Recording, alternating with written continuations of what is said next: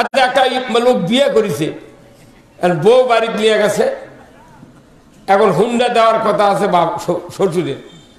বউ আচ্ছা তোর পিটিছে, পিঠে তা বলিচ্ছে লাখ মুখ ফাটিয়ে দিয়ে কথা তোর বাবার হুন্ডা লিয়ে দিবে, দিবি না নাকি? আচ্ছা বিটিক মারিয়া যদি ওই হুন্ডা নিবার দিয়া পাঠায়, বাপ কি হুন্ডা দিবি? মেয়ে কবি মা তুই না শান্ত মনে কত, ওখানে আসবে কত, ওখানে খালি আসবে ক, আর হুন্ডা আমি দেবনি মানে কালি কিনবার দাম, ওখানে আসবে ক। তোর বিটি যদি মোবাইল করে হ্যালো নাসিম তুমি আসো, আব্বা হুন্ডা কিনবার যাবি, তুমি না হলে কেমন কালার নেবে আসো। সাইডে তখন ওই জামাই বাড়ি নিয়ে গেছে, ও হুন্ডা দিবি, ও ঘরের মধ্যে তুই আচ্ছা তোর হোমুন ডিসটা গাইতে দিবি। এখন আমাদের কথা হলে আমরা যারা ইমানদার, আমরা মূলত আল্লাহর বিরোধিতা করতেছি, আল্লাহর দেওয়া নিয়ম নীতি পৃথিবীতে কায়েমের বিরোধিতা করে আল্লাহর কাছ থেকে জান্নাত চাচ্ছি। আল্লাহ খালি আজরাইল করছে, ওর তখন সময় হবে খালি কোন রূপে খালি কব্বর ঢুকু, হোমুন দৃষ্টি কাকে কাজা লাগে আমি জানি। কি এমনি লেখাপড়া PhD MA pass BA pass বিশাল নেতা, কিন্তু সব বোঝে, কোরআন বোঝে না।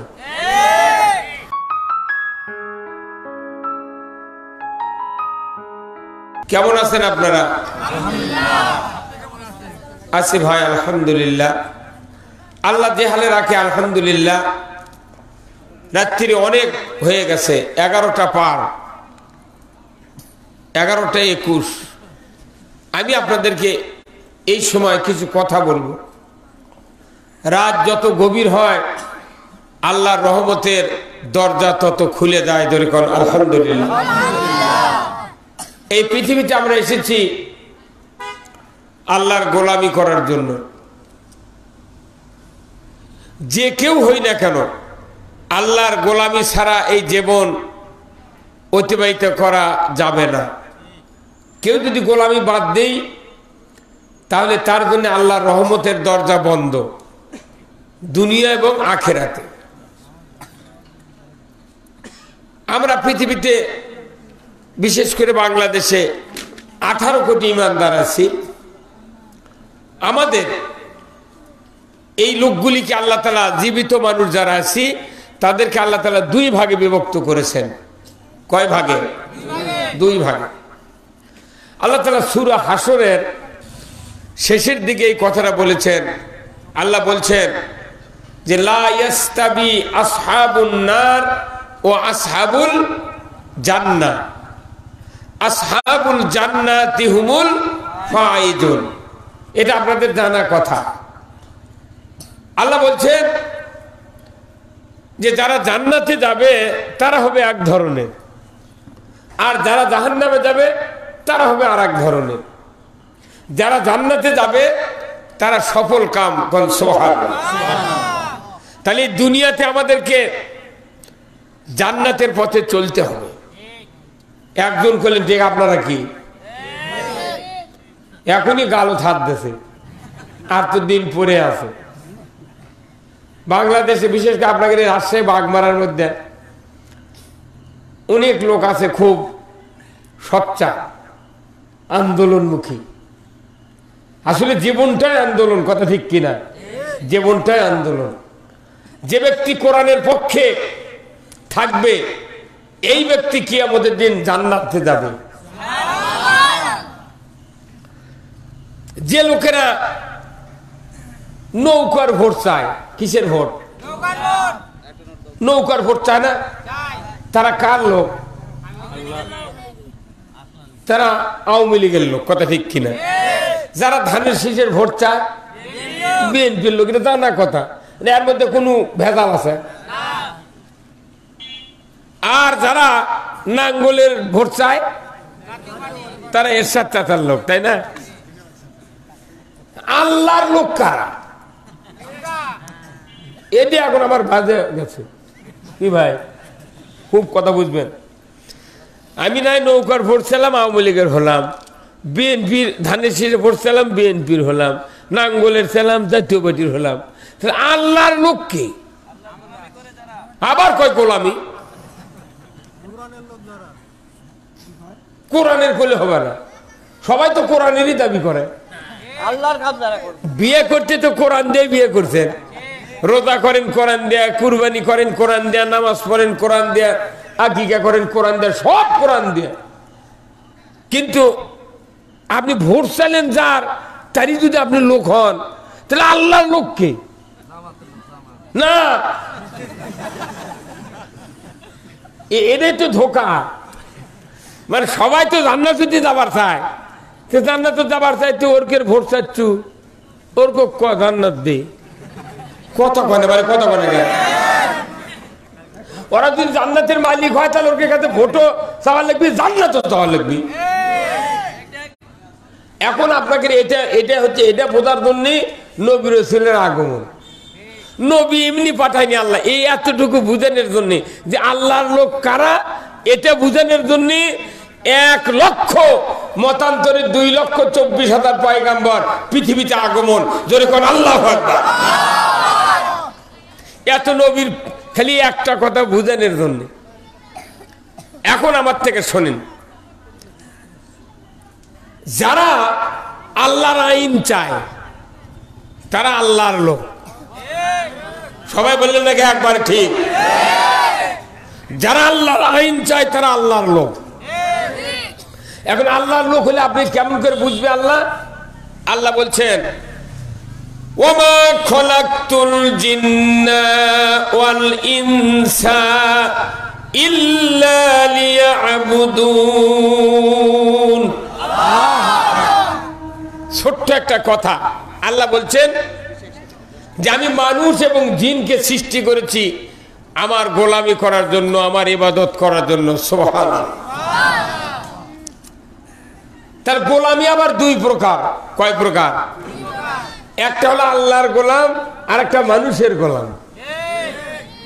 যারা আল্লাহর গোলাম তাদের জন্য আল্লাহ বলছেন, ফাদখুলি ফি ইবাদি ওয়াদখুলি জান্নাতি। ছোট্ট ছোট্ট আয়াত, কিন্তু মানুষের জীবনের রেজাল্ট দিয়ে দিয়েছে আল্লাহ। এই আয়াতের গুলোর বক্তৃতা নেই, আসল কথার বক্তৃতা বাংলাদেশে হয় না, জুম্মা তো হয় না, সভা তো হয় না, নেতারাও কয় না। নেতা করুক তো টিনের সুট দিয়ে বান্ধে ফালা বিষয়। এরা মনে করতে আমরা সমাজের নেতৃত্ব দিচ্ছি, বোধহয় আমরা জান্নাতে গেছি। বাটাম ফাটাবি। আল্লাহ বিচার করবেন, নিজে নিজে বিচার করবেন। আপনার দেখতেই পারে না দুনিয়ার জীবনে যে আপনি কার লোক। সবাইকে দেখতেছে আল্লাহ, ই অল্লোক, উই অল্লোক, ই আল্লোক, আমার লোক নেই। অথচ আমার আম খায়, ধান খায়, রসুন খায়, পেঁয়াজ খায়, পেট্রোল পরে, ডিজেল পরে, কেরোসিন পরে, আমার নিয়ামত সব খায়, কিন্তু আমার লোক খুঁজে তো আমি পাই না। কথা বলে গে এই যে এখন না বুঝিচ্ছে, বুঝছেন? আস্তে আস্তে এমজি বাড়াচ্ছি তো বুঝিচ্ছে। কি ওই দাঁড়িয়ালা ভাই, কথা ঠিক কিনা? এই যে দাঁড়িয়ালা কি সুন্দর বড় দাঁড়ি, কিন্তু প্রথমে গালো হাত দিয়েছিল, তো ওই গালো হাত দেওয়া দেখে আমার মাথা ঘুরে গেছে যে এখনই যদি গালো হাত দেয় কিন্তু আর চিৎকার করবে না। এই যে এখানে যারা কথা বলতেছেন, আল্লাহর কথা শুনে সমর্থন দিচ্ছেন, ফিডব্যাক দিচ্ছেন, রিপ্লাই দিচ্ছেন, আল্লাহ আরশ আজিম থেকে দেখছেন, দেখি বান্দার অন্তর কি আর মুখটা কি। যার অন্তর আল্লাহর পক্ষে তার মুখটাও আল্লাহর পক্ষে, যার অন্তর নাঙ্গলের পক্ষে তার মুখটাও নাঙ্গলের পক্ষে। হ্যাঁ, সঠিক তো হবি কথা যে আল্লাহ। তাহলে ফাদখুলি ফি ইবাদি ওয়াদখুলি জান্নাতি। তাহলে আল্লাহর দ্বারা ইবাদত করবে, গোলামি করবে। এই গোলামি 2 প্রকার, একটা হচ্ছে আল্লাহর গোলাম, একটা হলো মানুষের গোলাম। যারা আল্লাহর আইন মানবে তারা আল্লাহর গোলাম, আর যারা মানুষের আইন মানবে তারা মানুষের গোলাম। এখন আপনার কাছে বিচার দেওয়া হলো, আপনি কার গোলাম হতে চান? আল্লাহর গোলাম যদি হতে চান তাহলে আইন মানতে হবে কার? মানতে রাজি আছেন? এই কারা কারা দুহাত তুলে দেখান। লিল্লাহে তাকবীর, নারায়ে তাকবীর। আল কোরআনের আলো। এই ঘরকে সংসদে ছাড়া আইন মানা যাবে না, সংসদে ছাড়া সুদ হারাম হবে না, সংসদে কোরআন না গেলে পর্দা ফরজ হবে না, নামাজ কায়েম হবে না, চুরি বন্ধ হবে না, জেনা বন্ধ হবে না, মহিলার বল খেলা বন্ধ হবে না।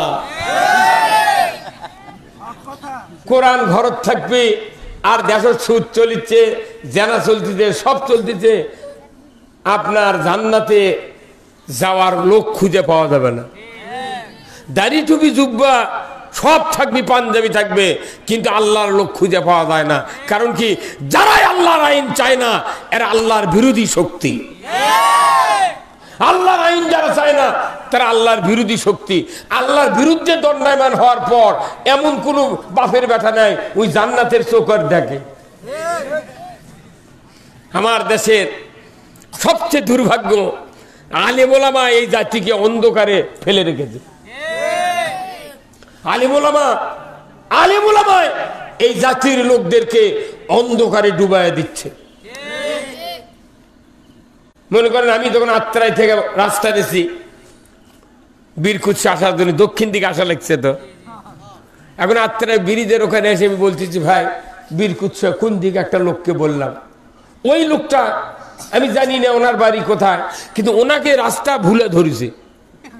উনি ব্রিজের দক্ষিণে ধারে দাঁড়িয়ে আছে, উনি চিন্তা করছে আমি কোন দিক যাই, বীরকুৎসে যাবো, এখন এখানে এসে রাস্তা ভুলে গেছি, ভুলে ধরেছে, আমি এখন কোন দিক যাই এই চিন্তা করে উনি দাঁড়িয়ে আছেন। আমি আবার পাগলের মতো ওনার কাছে বলেছি ভাই বীরকুৎসে কোন দিক। এই লোকটা যখন বলবি ভাই বীরকুৎসে উত্তর দিক,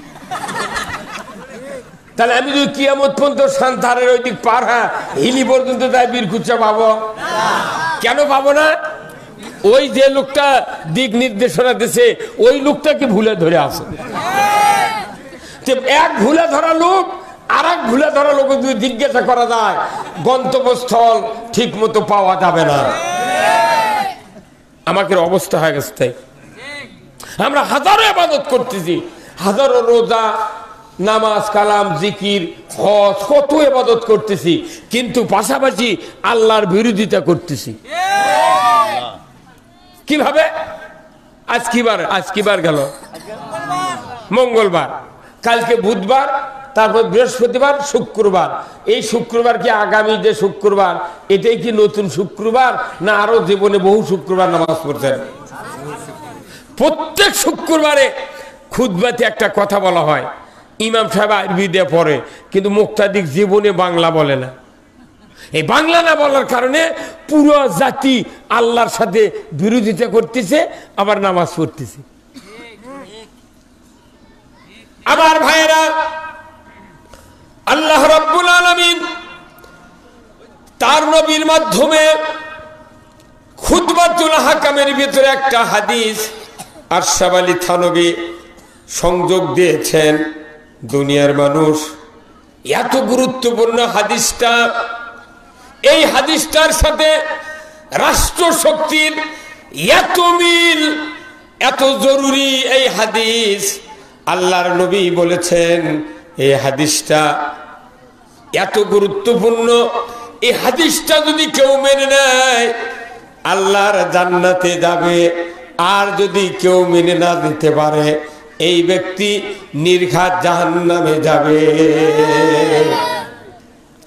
এই হাদিসের সাথে দুনিয়ার শান্তি, আখিরাতের মুক্তি নির্ভর করে।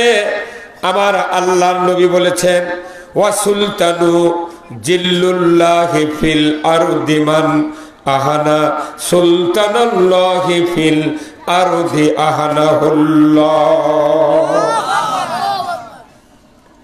এই হাদিস প্রতিদিন জুমায় খুতবাতুল হাকাম যতগুলি মসজিদে তেলাওয়াত করা হয়, এই হাদিসটা তেলাওয়াত করা হয়।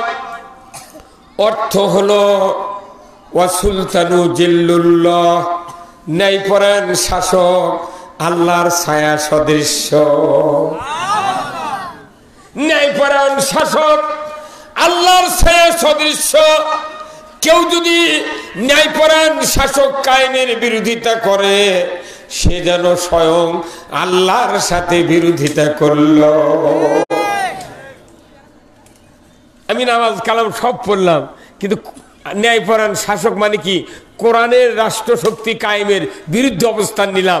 আমার নামাজ, রোজা, হজ, যাকাত সব আল্লাহ ভিনিশ করে দেবে। না, তুমি আমার রাজত্ব ভাইলট করেছো, অমান্য করেছো, তোমার ইবাদত আমি কবুল করব না।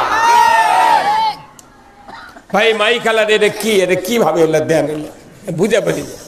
খবরদার এগুলো মাইক আনবেন না, 16 হাজার মাইক। আচ্ছা, একটা লোক বিয়ে করেছে, বউ বাড়িতে নিয়ে গেছে, এখন হুন্ডা দেওয়ার কথা আছে বাপ শ্বশুরের। বউ আচ্ছা তোর পিটিছে, পিঠে তা বলিচ্ছে লাখ মুখ ফাটিয়ে দেখো যা তোর বাবার হুন্ডা লিয়ে দিবে, দিবি না নাকি? আচ্ছা, বিটিক মারিয়া যদি ওই হুন্ডা নিবার দিয়া পাঠায়, বাপ কি হুন্ডা দিবি? মেয়ে কবি মা তুই না শান্ত মনে কত, ওখানে আসবে কত,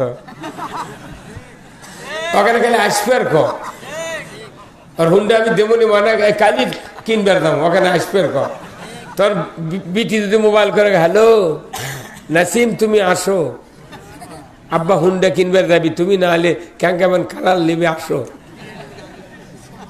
সাইডে তখন ওই জামাই বাড়ি নিয়ে গেছে, ও হুন্ডা দিবি, ও ঘরের মধ্যে তুলে আচ্ছা তোর হোমুন 20 টাকায় দিয়ে দিবি।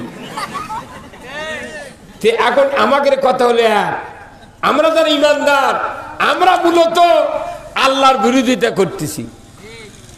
আল্লাহর দেওয়া নিয়ম নীতি পৃথিবীতে কায়েমের বিরোধিতা করে আল্লাহর কাছ থেকে জান্নাত চাচ্ছি।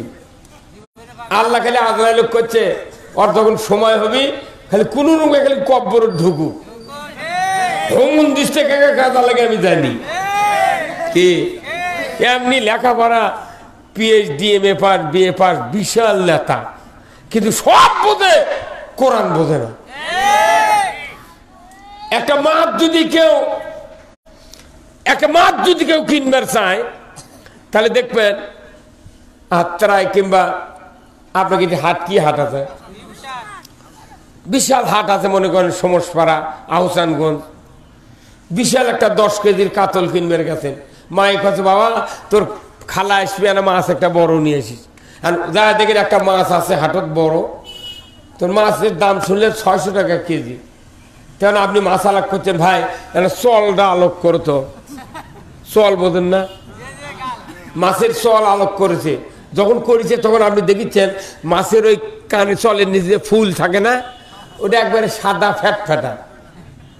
দেখার পর আপনি করছেন ভাই আচ্ছা ঠিক আছে, চলে যাচ্ছেন। তোর মাছ আলাপ করছে, ভাই দাম খেয়ে করছে না, বোঝা হয়ে গেছে তোর মাছ পচা না তাজা। 10 কেজির কাতল নেজর থেকে ওই কানের ফুল পর্যন্ত টসটসে তাজা দেখা যাচ্ছে, ফাইন। কিন্তু ওটা পরীক্ষা করার জন্য গোটা মাছ তন্ন করে কাটা লাগে না, কানের ফুল দেখলে বোঝা যায় পচা না তাজা। আপনার আমার পুরো বডির আল্লাহ দেখা লাগে না, খালি দেখবে অন্তর কুন্ডা কোন দিক। আপনি দুনিয়ার সব বোঝেন, কোরআন বোঝেন না, সব বোঝেন কোরআনের আইন বোঝেন না, সব বোঝেন রসুলের রাজনীতি বোঝেন না, সব বোঝেন কোরআন বিজয় চান না। আল্লাহ এগুলো কি জানে না? বাপরে, পিএইচডি ডক্টরেট করা লোক সংসদে আছে বারে, ডক্টর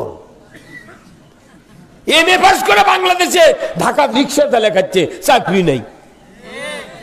কি আইএ পাস করে সিএনজি চালাচ্ছে গইগাঁও, দাওরা পাস, ম্যাট্রিক পাস করে চুক্তি জমি লাগাচ্ছে। এত শিক্ষিত আমাদের দেশে, অথচ এই মানুষগুলো যেদিন মূর্খ ছিল, কোন স্কুল কলেজ বিশ্ববিদ্যালয় ছিল না, শুধু মানুষ ডিগ্রি ছাড়া মানুষ আল্লাহ পাঠাইছিলেন। তার ভেতরে 1 নাম্বার ডিগ্রি ছাড়া লোক ছিলেন আমার রসুল। রসুলকে যখন বলা হলো যে ইকরা বিসমি রাব্বিকাল্লাযী খলাক, হে মুহাম্মদ আপনি পড়ুন সৃষ্টিকর্তা রবের নামে। তখন রসুল বলেছিলেন আনা উম্মি, আমি পড়তে পারি না। তাহলে বোঝা যাচ্ছে রসুল ছিলেন অশিক্ষিত, কথা ঠিক কিনা? না, কোনো আক্ষরিক জ্ঞান ছিল না, আল্লাহ তাকে শিক্ষিত বানাইছেন, যখন ঠিক কিনা? উনি প্রথমে বলছেন আমি পড়তে পারি না, পড়তে পারি না। তাহলে এই কথা বলার পর দেখা গেল যে রসুলের উপর কোরআন নাজিল হলো, পুরো কোরআন মুখস্থ, লক্ষ লক্ষ হাদিস। রসুল বলছেন এটা অশিক্ষিত লোককে যে আল্লাহ জ্ঞানী বানাতে পারে, একজন দার্শনিক বানাতে পারে, একজন সারা মানুষ বানাতে পারে, আল্লাহর কুদরত ছাড়া এটা সম্ভব নয়। আমাদের দেশে ডিগ্রি আছে কিন্তু কোরআনের বুঝ নেই, আর তখন ডিগ্রি ছিল না কিন্তু কোরআনের বুঝ গ্রহণ করছে। আমার ভাইরা, আল্লাহর রাসূল 11.5 বছর মক্কায় থাকলেন, দাওয়াত দিলেন কালেমার। 11.5 বছর বয়সে, নবুয়তের বয়সে রসুল কালেমার দাওয়াত দিয়ে এক এক করে কাফেরের সমাজ থেকে আল্লাহর দ্বীন বুঝালেন। এক এক করে মানুষ ঈমান আনলেন। এই মানুষগুলি আল্লাহর রসুলের পথে ধরার কারণে ওই সময়কার কাফের আবু জাহেল, উতবা, সাইবা, মুগিরা, তারা মানুষগুলির উপরে ঈমান আনার কারণে অত্যাচার নির্যাতন শুরু করলো। জোরে বলুন ঠিক কিনা? আল্লাহ রসুল 11.5 বছর বয়স, নবুয়তের, হঠাৎ করে একদিন কাবা ঘরের ছায়াতে কম্বল বগলের নিচে দিয়ে ঠেস দিয়ে বসে আরাম ফরমাচ্ছেন। এমন সময় হযরতে খাব্বাব রাদিয়াল্লাহু তাআলা আনহু রসুলের সামনে হাজির। রসুলের সামনে হাজির। আল্লাহর নবীকে বললেন আসসালামু আলাইকা ইয়া রাসূলুল্লাহ, ইয়া হাবিবাল্লাহ, হুজুর মাতা নাসরুল্লাহ, আল্লাহর সাহায্য কি আসবে না? আপনি কি দোয়া করবেন না? আমরা মার খেয়ে খেয়ে শেষ হয়ে গেলাম, জুলুম নির্যাতনে আমাদের এত কষ্ট হচ্ছে। হুজুর আপনার দরবার থেকে, আল্লাহর দরবার থেকে কি আমাদের জন্য সাহায্য আসবে না? বারবার যখন খাব্বাব রাদিয়াল্লাহু তাআলা আনহু রসুলের সামনে কথা বলতেছিলেন, আল্লাহর নবী সোজা হয়ে বসলেন, বললেন রে খাব্বাব, সেদিন বেশি দূরে নয়, আমাদের পূর্বে যারা ইসলামের দাওয়াত দিতে পৃথিবীর জমিনে এসেছিলেন, কালেমার দাওয়াত দিতে পৃথিবীর জমিনে এসেছিলেন, তাদের কাউকে করাত দিয়ে দ্বিখণ্ডিত করা হয়েছে, উত্তপ্ত তেলের ভেতরে ফেলে দেওয়া হয়েছে, কাউকে লোহার চেরুনি দিয়া শরীর থেকে গোশতগুলি আশ্রে নিচের দিকে নামিয়ে দেওয়া হয়েছে, কাউকে শুলে চলে শহীদ করে দেওয়া হয়েছে। ওরে খাব্বাব, সেদিন বেশি দূরে নয়, যেদিন সানা থেকে হাজরামউত পর্যন্ত একজন ষোড়শী যুবতী সোনার অলংকার পরিহিত অবস্থায় যৌবনের লাবণ্যতা নিয়ে একা একা দীর্ঘ পথ রাতের অন্ধকারে চলাফেরা করবে। কোনো চুরির ভয় থাকবে না, ডাকাতির ভয় থাকবে না, ধর্ষণের ভয় থাকবে না। আল্লাহ তাআলা রসুল বললেন লা ইয়াখাফু ইল্লাল্লাহ, আল্লাহর ভয় ছাড়া কারো ভয় থাকবে না। সেদিন বেশি দূরে নয় খাব্বাব, অচিরেই আল্লাহ তাআলা সেই দিন দিয়ে দিবেন। জোরে কন্যা মারহাবা। আল্লাহ রসুল যখন এই কথা বললেন, সাথে সাথে খাব্বাব রাদিয়াল্লাহু তাআলা আনহু মুস্কি হাসলেন, আলহামদুলিল্লাহ পাঠ করলেন। রাসূল, বুঝতে পেরেছি আপনার বাণী। এরপরে আল্লাহ তাআলা রসুলকে কোরআনের আয়াত জানায় দিলেন।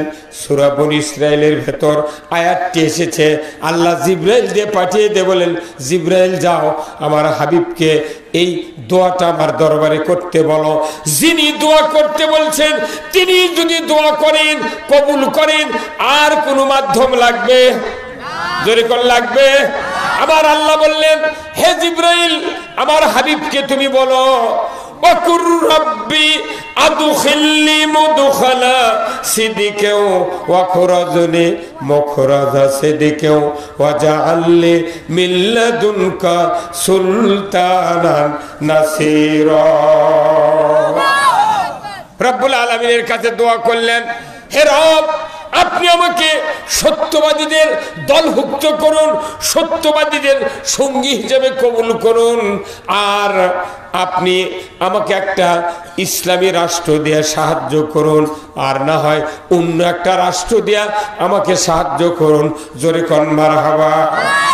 ভাই মাইকটা একটু জায়গা দেন, তোরা মাইক কেমন আস্তে আস্তে খালি ডাবিয়ে দেন নিচে। ও মাইক আলা আছে রে,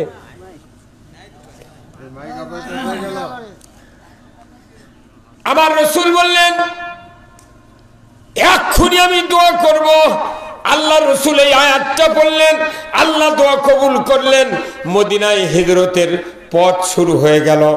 দীর্ঘদিন পর 13 বছর যখন পূর্তি হলো, আল্লাহর রাসূল মদিনায় হিজরত করলেন, মদিনাকে ইসলামী রাষ্ট্র ঘোষণা দিলেন। কারণ রাষ্ট্র ছাড়া এই জুলুমের অবসান ঘটানো সম্ভব না। রাষ্ট্র ছাড়া সুদ বন্ধ করা যাবে, চুরি বন্ধ করা যাবে, যাকাত চালু করা যাবে, হ্যাঁ, জানা বন্ধ করা যাবে, কিচ্ছু বন্ধ হবে না। রাষ্ট্রশক্তি হচ্ছে একটা মডেল রসুলের জীবদ্দশায়। রাষ্ট্রশক্তি যখন মদিনাত কায়েম করলেন, মদিনার অলিতে গলিতে আর আল্লাহ এবং রসুলের বিরুদ্ধে বলার কেউ থাকলো না। আল্লাহ যারা মক্কাতে অত্যাচারিত নির্যাতিত হলেন, মদিনায় গিয়া তারা সুস্থির লাভ করলেন। কথা ঠিক কিনা? আল্লাহর নবী এক এক করে 10টি বছর মদিনার রাষ্ট্র শাসন করলেন কোরআন দিয়া। ধরে কোন আল্লাহু আকবার। 10টি বছর শাসন করার পর আল্লাহর রাসূল বিদায় হজের ভাষণ দিলেন।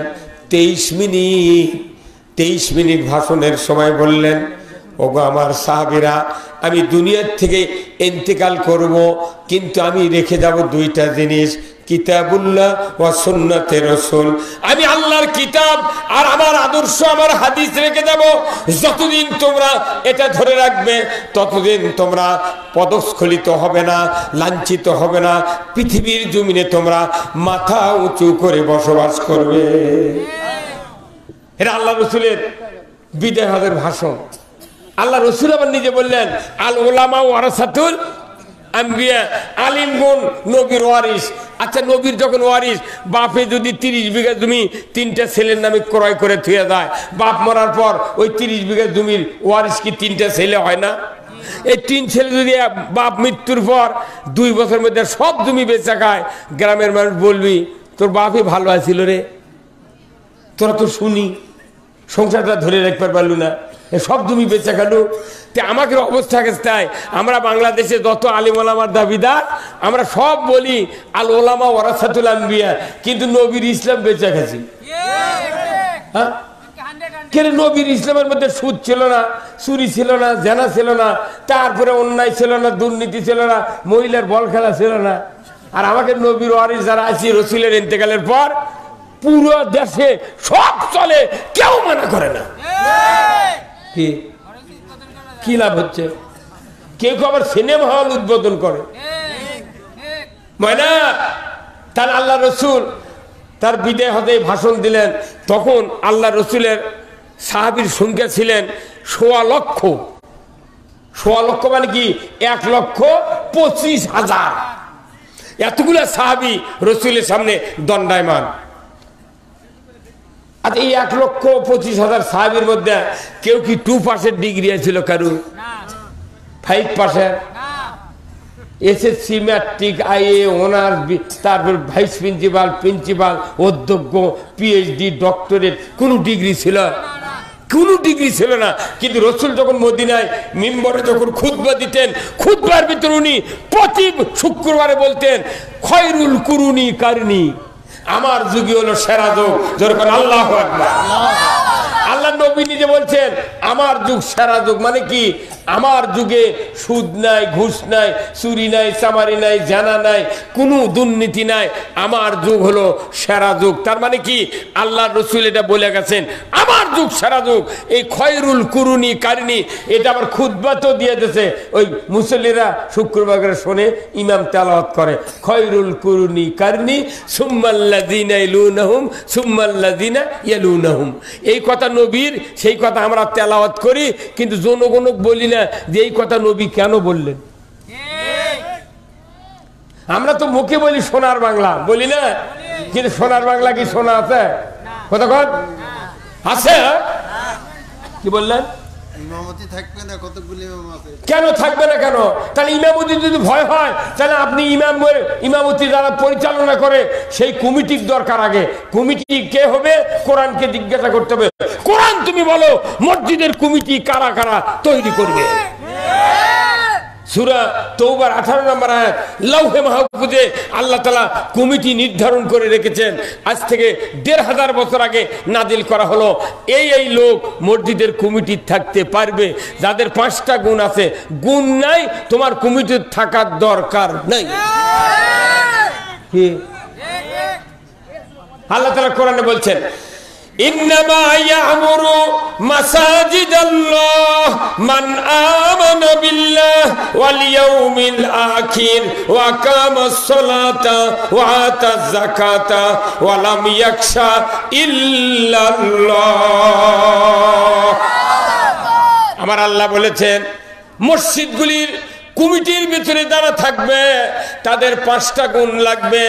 1 নম্বর আল্লাহর উপর ঈমান, আখিরাতের প্রতি ঈমান, তারা নামাজ কায়েমের চেষ্টা করবে, যাকাত আদায়ের চেষ্টা করবে, আর আল্লাহ ছাড়া কাউকে ভয় করবে না।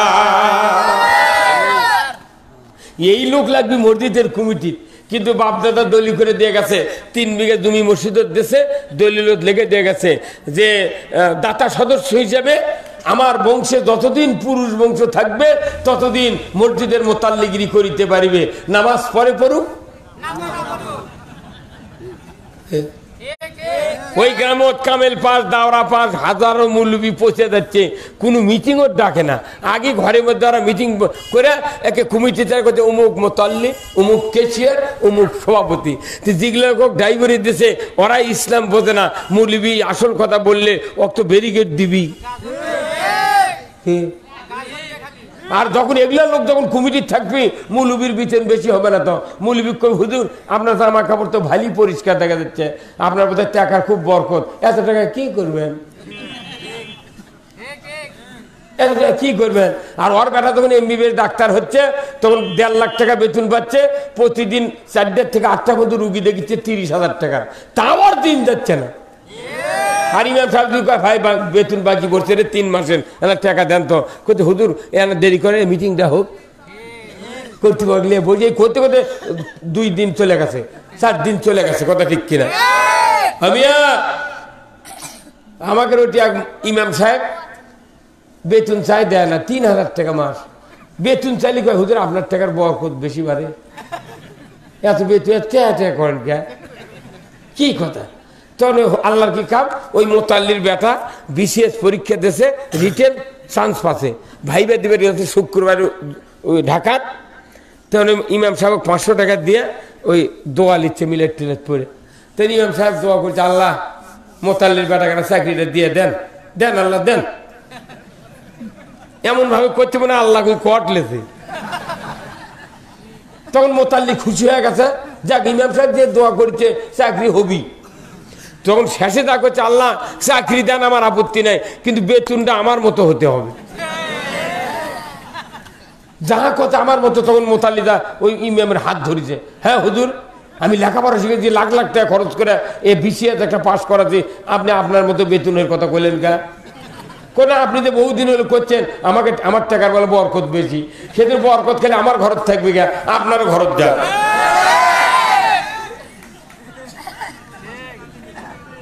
এই যে মসজিদের ইমাম মুয়াজ্জিন গুলো যে চাকরি করে, ওটা কি বেতন? একটা চৌকিদারও বোনাস পায়। এই বাংলাদেশের যত সরকারি অফিসার আছে, ঢাকার থেকে শুরু করে আপনাদের এই গ্রাম্য পুলিশ পর্যন্ত সবাই এরা বোনাস পায়।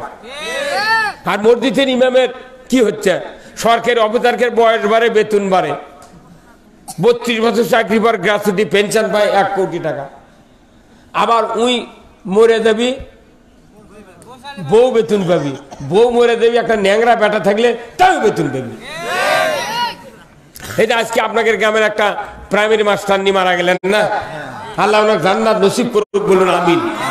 বেচারি অল্প বয়স বলে, আমি জানাজাত যেতে চাইছিলাম, আমি এখানে গাড়ি থামাতেই বললো, ভাই বললো, এই ভাই বললো যে 10:30 জানাজা। আমি যাওয়ার জন্য ও দুপুরে বাড়াচ্ছি, যে 10:30 বাজবি জানাজা কর্ম। ইনি এসে করছে জানাজা হয়ে গেছে, তাহলে ওটি 10:30, ওটি 10টা, এটি 10:30। আমি জানাজা যেতে পারলাম না, দোয়া করলাম, আল্লাহ আর তোমার ওই বান্দিকে তুমি মাফ করে দাও। এতগুলো লোক ছিলাম আমরা, ওই জানাজার লাশ ওটি থেকে আসে এটি যদি জানাজা করে নিতে নয় 10টা মিনিট লাগবে জানাজা, আমরা সবাই দোয়া করতাম। হ্যাঁ, যাই হোক, আল্লাহ মাফ করুক। তো উনি যে প্রাইমারি মাস্টার ছিলেন, ওনার যদি মৃত্যুর পর ওনার একটা প্রতিবন্ধী সন্তান থাকে, তাও বেতন পাবে। তার সরকারি অফিসারকে বয়স বাড়ে, বেতন বাড়ে, আর মসজিদের ইমামকে বয়স বাড়ে, বেতন কমে। হুজুর দাঁত পড়ে গেছে, আপনার কথা বোঝা যায় না, আর দান আসেন না। এই কমিটির যদি আল্লাহওয়ালা লোক থাকতো, মসজিদের ইমামের বেতন বাড়ান কেন দরকার? একটা মসজিদের ইমামের যদি বেতন কম হয়, তার স্ত্রী সঠিকভাবে পর্দায় থাকতে পারবে না। ইমাম সাহেব এসে এটি নামাজ পড়ছে, ঘুঙ্গুর দিয়ে মনে হচ্ছে জিবরাইল, কিন্তু ওর বউ দা দেখে তেল নাই, সাবান নাই, ওই দোকানের কাছে আনবে, বউ গটির বাজার করিচ্ছে, আর ই যে জিবরাইল আল্লাহু আকবার।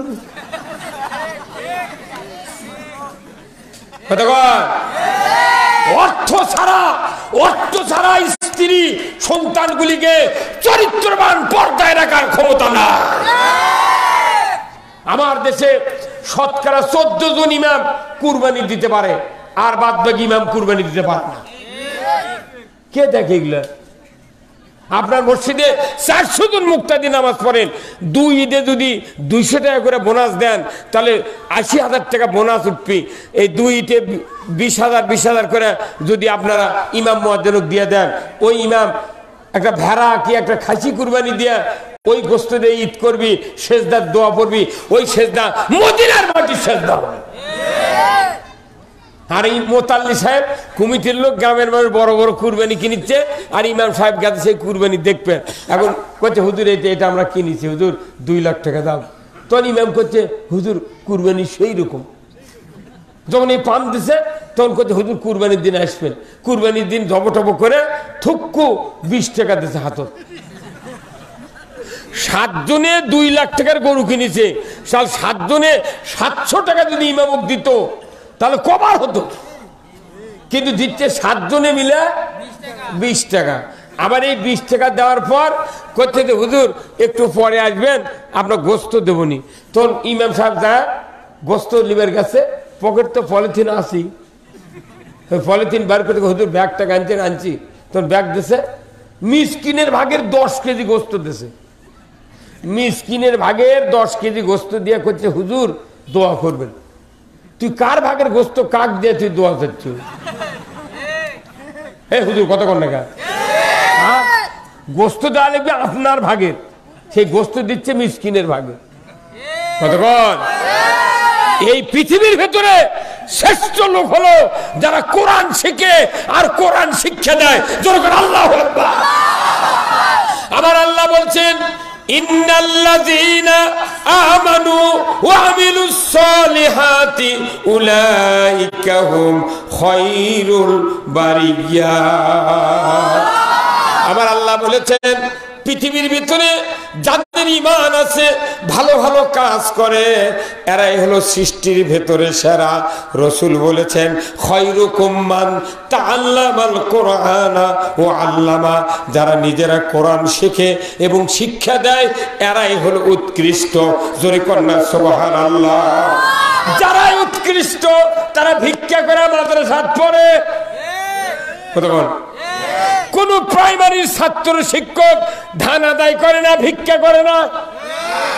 হাই স্কুল কলেজ বিশ্ববিদ্যালয়ের ছাত্র শিক্ষক ভিক্ষা করে না, অথচ মাদ্রাসার ছাত্ররা হাফিজিয়া মাদ্রাসা, কওমি মাদ্রাসা, যারা জাতির ইমামতির দায়িত্ব পালনের জন্য জীবনকে গঠন করে, ওই জাতির শ্রেষ্ঠ রাহবার এই ইমামগুলি, মাদ্রাসার হুজুরগুলি, তালবে ইলমগুলি কোরআন জানার জন্য ভিক্ষা করে, বাড়ি বাড়ি সাহায্য তোলে। জোরে বলুন ঠিক কিনা?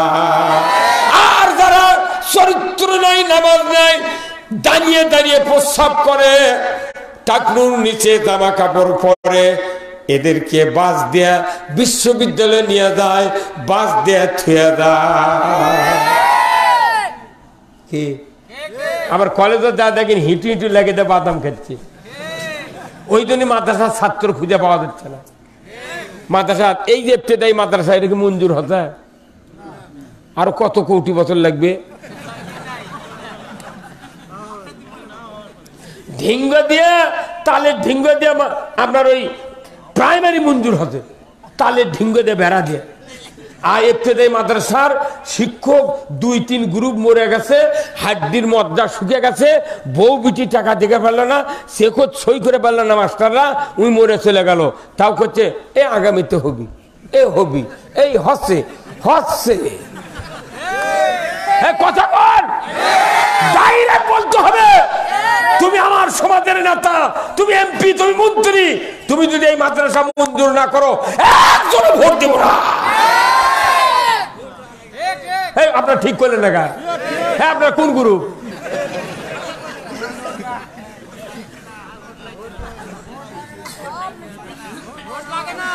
এই ভোট না লাগার পেছনে আমরাই দায়ী। টাকা খায় ভোট দিছিলেন কতবার, ইনকুলের মধ্যে ঢুকে তাও কদিন চাষা এখনো কালি ভরায়নি, ওই আরো হাফ কেজি জিলেপি খাবি। একটা গরুর দাম 1.5 লাখ, একটা বকরির খাসির দাম 15,000, ভেড়ার খাসির দাম 10,000, অথচ একটা মানুষ 270 কোটি টাকার মালামাল দিয়ে আল্লাহ সৃষ্টি করেছেন, যার 2 চোখের দাম 3 লাখ, 2 কিডনি 3 লাখ, জিহ্বা 10 কোটি, 32টা দাঁত 64 কোটি টাকা দাম। এই দাঁতের এত দাম, আল্লাহ কিভাবে গোস্তর সাথে দাঁত এমন ভাবে আটকে জয়েন করে দিয়েছেন, হাজারো দাঁত দিয়ে যদি হাড্ডি চাবান দাঁত লড়ে না। আর এই দাঁত যার পড়ে গেছে সরকারি বড় বড় অফিসার কিংবা ধনী মানুষ, ওরা 32টা দাঁতের মধ্যে 4টা দাঁত পড়ে গেছে, তখন বান্ধে লেছে বগুড়া দাঁত, 4টা দাঁত বান্ধিছে 4,000 টাকা দেয়া, দেখবেন গুণ দেখা যায় কথা কবার লাগলে। আর মানুষ যখন কথা কথা দাঁত ভেঙে করে লড়ে, কতক্ষণ এতগুলা মালামাল দিয়ে আপনাকে বানাচ্ছে। গরুর দাম কত, ভেড়ার দাম কত, খাসির দাম কত, আর আপনার দাম কত চিন্তা করছেন? সেই মানুষ ভোট দিবার না, ইনকুলদের মধ্যে করছেন কালি ভরায়নি, ওই আরো হাফ কেজি জিলেপি, যত জিলেপি দিবি তত বিক্রি হবে। এগুলো দিয়ে আপনার খেয়ে দিন, আল্লাহ এই গজব দিয়েছে। আমরা তো মনে করেছি যে এটা বোধ হয় সরকারের দোষ, সরকারের দোষ নয়, এটা আমাদের দোষ। চেয়ারম্যান মেম্বার ভোট দেন, টাকা খায় ভোট দেন। চেয়ারম্যান মেম্বার এমপি বাংলাদেশের কোনো কাম যদি জনগণের না করে, একটা গুনাহ হবে না, কারণ আপনি কামের টাকা আগেই খাচ্ছেন। একটা মেম্বার বারবার পাট দিছে, পায়খানার পাট দিছে, ওই পায়খানা ফালায় না, ওই তলে তলে গরু খেরদা গড়া বানায়, মানুষ তল দিয়ে বিক্রি দেয়। আবার করছে মা 30 কেজি চাউলের কাঠ 1800 টাকা চাচ্ছে, এবারে কি কর্ম? বেচারে কিনা লাগবি তো, ভোট এমনি দিছিলেন, টাকা খায় ভোট দিতেন, এই টাকা খায় এখন কাঠ দিবি, যে দামে কেনা সেই দামে বিক্রি। কথা কয় গেলে ঠিক। জনগণ যদি আগামী নির্বাচনে বলে আমরা উলঙ্গ এমপি চাই, ন্যাংটা এমপি চাই, ওই যদি হস করেও যদি ভোটের দাঁড়ায়, ওই কাপড় খুলে চাষা লিখবে, জনগণ তাতে ন্যাংটা ভোট দিবি। আমরা এই পৃথিবী নষ্ট করতেছি, কোন নেতার দোষ নাই। আমরা কত কষ্ট করে ভোট দিয়ে নেতা পাঠিয়ে দিই ঢাকা, জনগণের মনের কোনো কথা নাই, অতি যা ওরা ওরাই হুড়াহুড়ি লাগে। সেদিনকে দেখি টক শো ফেসবুকে দিতে 2 জন এমন গুঁড়ো গুড়ি লাগিয়েছে, বুঝছেন কি গুড়ি? আমি জনগণ মার হওয়া কি জোরে মারামারি লেগেছে রে, দেখে কুত্তা লাগে। কথা বল, এটা টক শো নয়, এটা ঠক শো। এটা যে মানুষক ঠকানের শো। আল্লাহ রসুলের সময় টক শো লাগেনি, আল্লাহ রসুলের সময় এত বিশ্ববিদ্যালয় লাগেনি, এত সিলেবাসের কিতাব লাগেনি। আল্লাহ রসুলের সময় মাত্র 2টা সিলেবাসের কিতাব, কোরআন আর হাদিস। জোরে বলুন না ঠিক কিনা?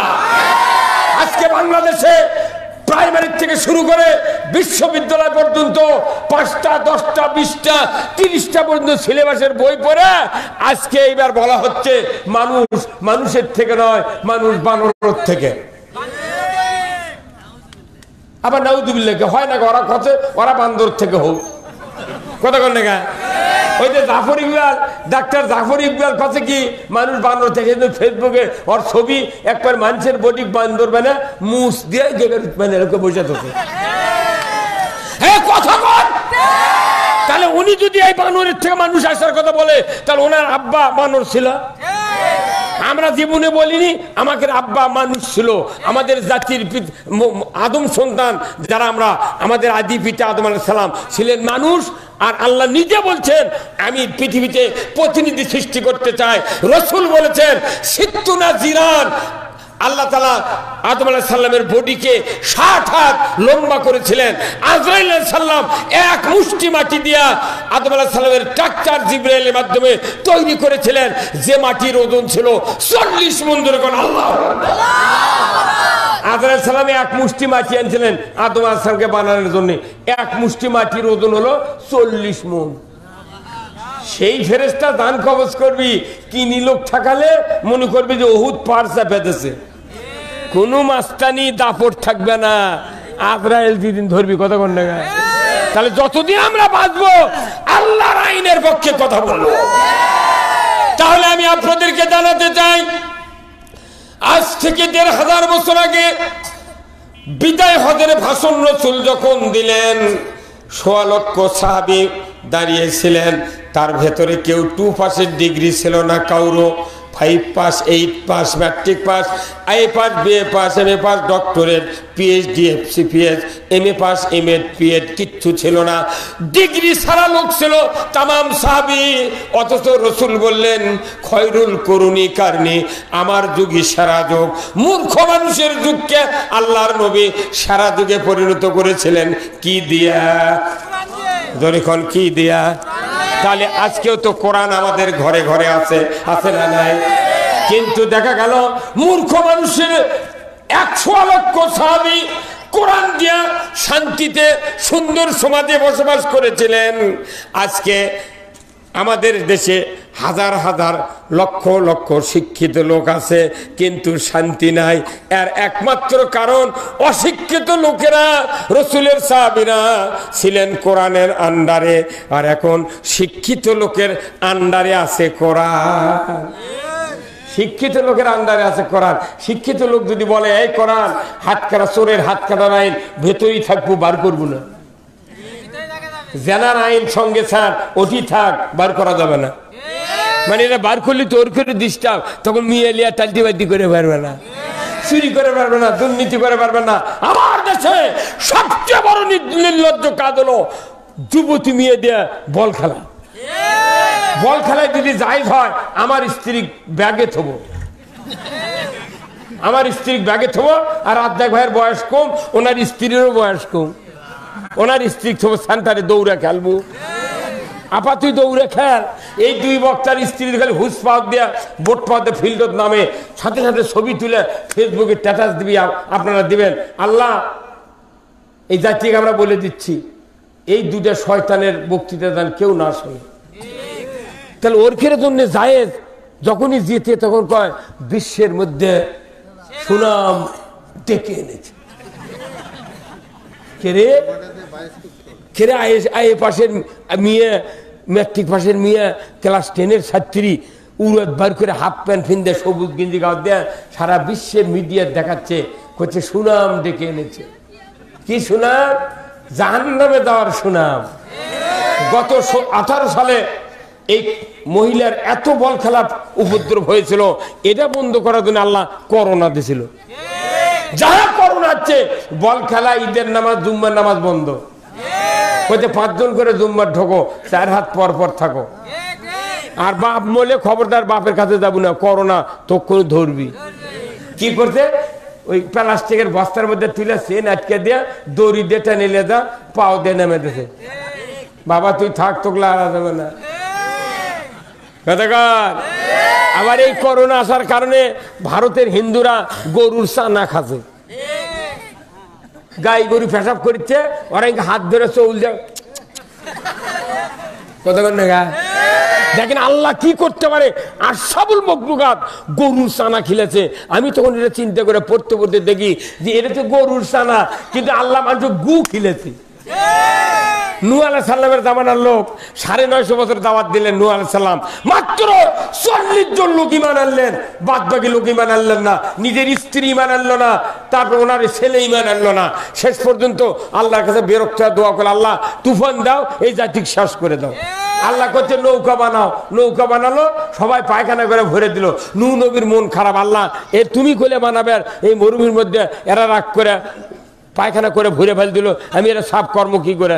তোর আল্লাহ করতে তুই বুঝবি না, লোক করে থাক, যাই মাখাবি তাই ধুবি। পরে একটা কুষ্ঠবেদী অন্ধ লোক, গায়ে ঘাও, এই লোকটা করতে পারে তোরা সবাই পায়খানা করে নূর কিস্তির সে স্বর্গত গেল, আমাখানে লিয়ে সব হয়। তোর কানা মানুষ ধরে এলে একজন গেছে, যা ওটি তুলে দেয় সরে গেছে, ওটি পায়খানা করতে খুব পুত করে মধ্যে পড়ে গেছে। ওই 1.5 কেজি খাচ্ছে, গাও মাকে গেছে, জলাশয়ের যা ধসে ধুয়ে থেকে গাও খালি চকচকে, চোখ ভালো গাও ভালো। ওই অবস্থায় বাড়িতে গেছে, বউতে ঝাঁটালে তারা ধরে, কে তুমি বাড়াও, কোনারে আমি তোর স্বামী, কে মানে আমার স্বামী কানা দেখতে পারবে না, দুনিয়ার ঘাওয়ালা, তুমি কিসের কোথা দেখে এটা আমার কিনি লোক। তাফসীরে এসেছে ওনার একটা কিনি লোকের দাগ আছিল, এই দাগ দেখে বউ চিনবার পাশে যে এটা আমি তোমার স্বামী। তখন মায়ের বন্ধ করতে তবে গেলে এই কথা তখন ওই গোটা গ্রাম এলাকা হয়ে গেছে, যার মনে হয় বালতি বোতল নিয়ে গেছে, বালতিত করে আইনে খাচ্ছে, গাওয়াত বাগিতে মাখতে মাখতে মোট পায়খানা ফুরিয়ে দেয়, পরে পানি দিয়ে ঝাঁটা দেয় ধসে। তখন নূহ আলাইহিস সালাম করছে, আল্লাহ তুমি তো সবই পারো, এ মাখালো আবার ধুলে করতে করতে। নূহ আলাইহিস সালাম তুই বুঝিস না, তখন গাবের গাছ আছিল, আলকাতরা ছিল, সে মরুভূমির মধ্যে নৌকা তক্তা দিয়ে বানিয়েছ, তো তুমি এই রোদের চোটে ফাটিয়ে দেবি তো। সেই দিন ওটাতে চোখ পানেট করে দেব। আল্লাহু আকবার। আল্লাহ নবীদের বিরোধিতা করার কারণে পায়খানা খিলেছে। কতক্ষণ আল্লাহ কি না করতে পারে, সে আল্লাহ স্টিল এখনো হাইয়ুল কাইয়ুম, লা তাখুযুহু সিনাতু ওয়ালা নাওম। জোরে কোন আল্লাহু আকবার। তিনি চিরস্থায়ী চিরঞ্জীবী, তিনি কোনদিন নিদ্রা যান না, তন্দ্রাও তাকে স্পর্শ করতে পারে না। সেই আল্লাহর আইন আমরা মানতে রাজি আছি। কারা কারা দুহাত তুলে দেখান আল্লাহ লিল্লাহে তাকবীর, নারায়ে তাকবীর। আল কোরআনের আলো, আল কোরআনের আলো। আবার ঘরে ঘরে হ্যাঁ, একটা চোরের হাত, একটা চোরের হাত খালি কাটার দৃশ্য ডিসেল লাইনে দেখার হতো, চোরের মরা বাপে চুরি করতো না। আমার দেশে 52 বছর হলে এদের স্বাধীন হতে, এত ভোট হলো, এত নেতা হলো, মসজিদে একজোড়া জুতার গ্যারান্টি দিতে পারলাম না। এই যে আমার হাতে হ্যান্ডবেল দেখতেছেন, এটা একটা পোস্টার। এই পোস্টার মনে করেন 2টা জুতা, এই 2টা জুতা যখন আমরা মসজিদে নামাজ পড়বে যাই, দেখবেন এই জুতা এইভাবে ধরি, জুতা এইভাবে ধরি না ভাই, 2 জুতার তলা এইভাবে ধরি। আচ্ছা জুতা কি গায়ের সাথে ধরেন না সামনের দিকে ধরেন? গায়ের দিকে ধরলে কাপড় মাখিয়ে দেবি। আমি সেদিন লালপুর পীরগঞ্জ থানা, যেখানে প্রধানমন্ত্রী শেখ হাসিনার স্বামীর বাড়ি, ওনারও বাড়ি ওটা, ওই না না পীরগঞ্জ লালপুর গ্রামে, আমি ওই মডেল মসজিদে নামাজ পড়তে মাগরিবে গেছি। আমি যাচ্ছি ডিমলা যাচ্ছি মাহফিলে, এই তিস্তা বেড়াদের ওখানে দেখি যে মানুষ মসজিদ ঢোকার সময় জুতো খুলে এইভাবে ধরে, ওই জুতো আগে ধরে আছে। তাই বলে ভাই শোনেন তো, জুতো আপনার গায়ের হাত তো এইভাবে থাকে, আপনি জুতো নিচ্ছেন গা? কোথায় না হুজুর এইভাবে ধরলে কাদো টাদো জামাত ধরবি। তাই আপনার জামাত কাদো বললে আপনার ক্ষতি। আর 14 কোটি টাকা দিয়ে প্রধানমন্ত্রী জুম্মা বানিয়ে দিল, আপনি সেই জুম্মার মধ্যে কাদওয়ালা জুতো নিয়ে, তাও আপনি ঢুকলেন না, আগে জুতো ঢুকেলেন। আগে কি ঢুকিচ্ছে? আগে জুতা ঢুকালেন কারণ কি? করতে হুজুর বাইরে তুলে নামাজ ঠিক মতো হবে না, কে যে চুরি করবি? তাহলে বাংলাদেশে এতগুলা নেতা, এতগুলো মানুষ আমরা আছি, এত মাদ্রাসা, এত ইমানদার, তারপরে একটা জুতার গ্যারান্টি নেই। আমাদের কতুর সাথে গলার দড়িতে মরা ভালো। আমার আল্লাহ বলেছেন ওয়াসারিকু ওয়াসারিকাতু ফাকতাউ আইদিয়াহুমা, চোর আর চুন্নি যদি ধরা পড়ে 5টা গ্যারান্টির পর হাত কেটে দাও। একটা চোরের হাত ডিশের লাইনে কেটে দেওয়ার সময় বিটিভি, এনটিভি, সিটিভি 21, 24, 71, 75, 76, 54 চ্যানেলে যদি দেখানো হতো, হুন্ডা চুরি তো দূরের কথা, গরু চুরি তো দূরের কথা, মসজিদে একজোড়া স্যান্ডেল চুরি হতো না। এত বক্তব্য, এত নেতার আন্দোলন, তারপরে বাংলাদেশে জুতা চুরি বন্ধ হলো না। কি সব জুতা চুরি বন্ধ হতে 1 মিনিট লাগবে। চোর চুরি করবি 5টা গ্যারান্টি হাত কেটে দেবে। একটা চোরের হাত কেটে দেবে, ন্যাংরা বানালে ওই কবি যা আছে তাইলে থাকবো, চুরি করবো না। কথা বল, বাংলাদেশে জানা হয় না? 3 বছরের শিশু সন্তান থেকে শুরু করে 72 বছরের মহিলা ধর্ষিত হয়, ধরে বল ঠিক কিনা? রাতের অন্ধকারে কোন মহিলা একা একা যাওয়ার উপায় নাই। কি ঠিক? পেপার খুললি জানা, একটা জানাকার পুরুষ কোমর পর্যন্ত, জানাকারিনী মহিলার সিনে বন্ধু মাটির গাড়ে দেয়া আদলা পিকেটি দিয়ে আল্লাহর আইনে যদি সঙ্গে সারের দৃশ্য ডিশের লাইনে দেখানো হতো, জানা করা তো দূরের কথা, বুড়ো বুড়ি, সোরা সুরি, যুবক যুবতী মিস কল জীবনে দিতাম না। এটা আইন, এটা হচ্ছে আসল ইসলাম।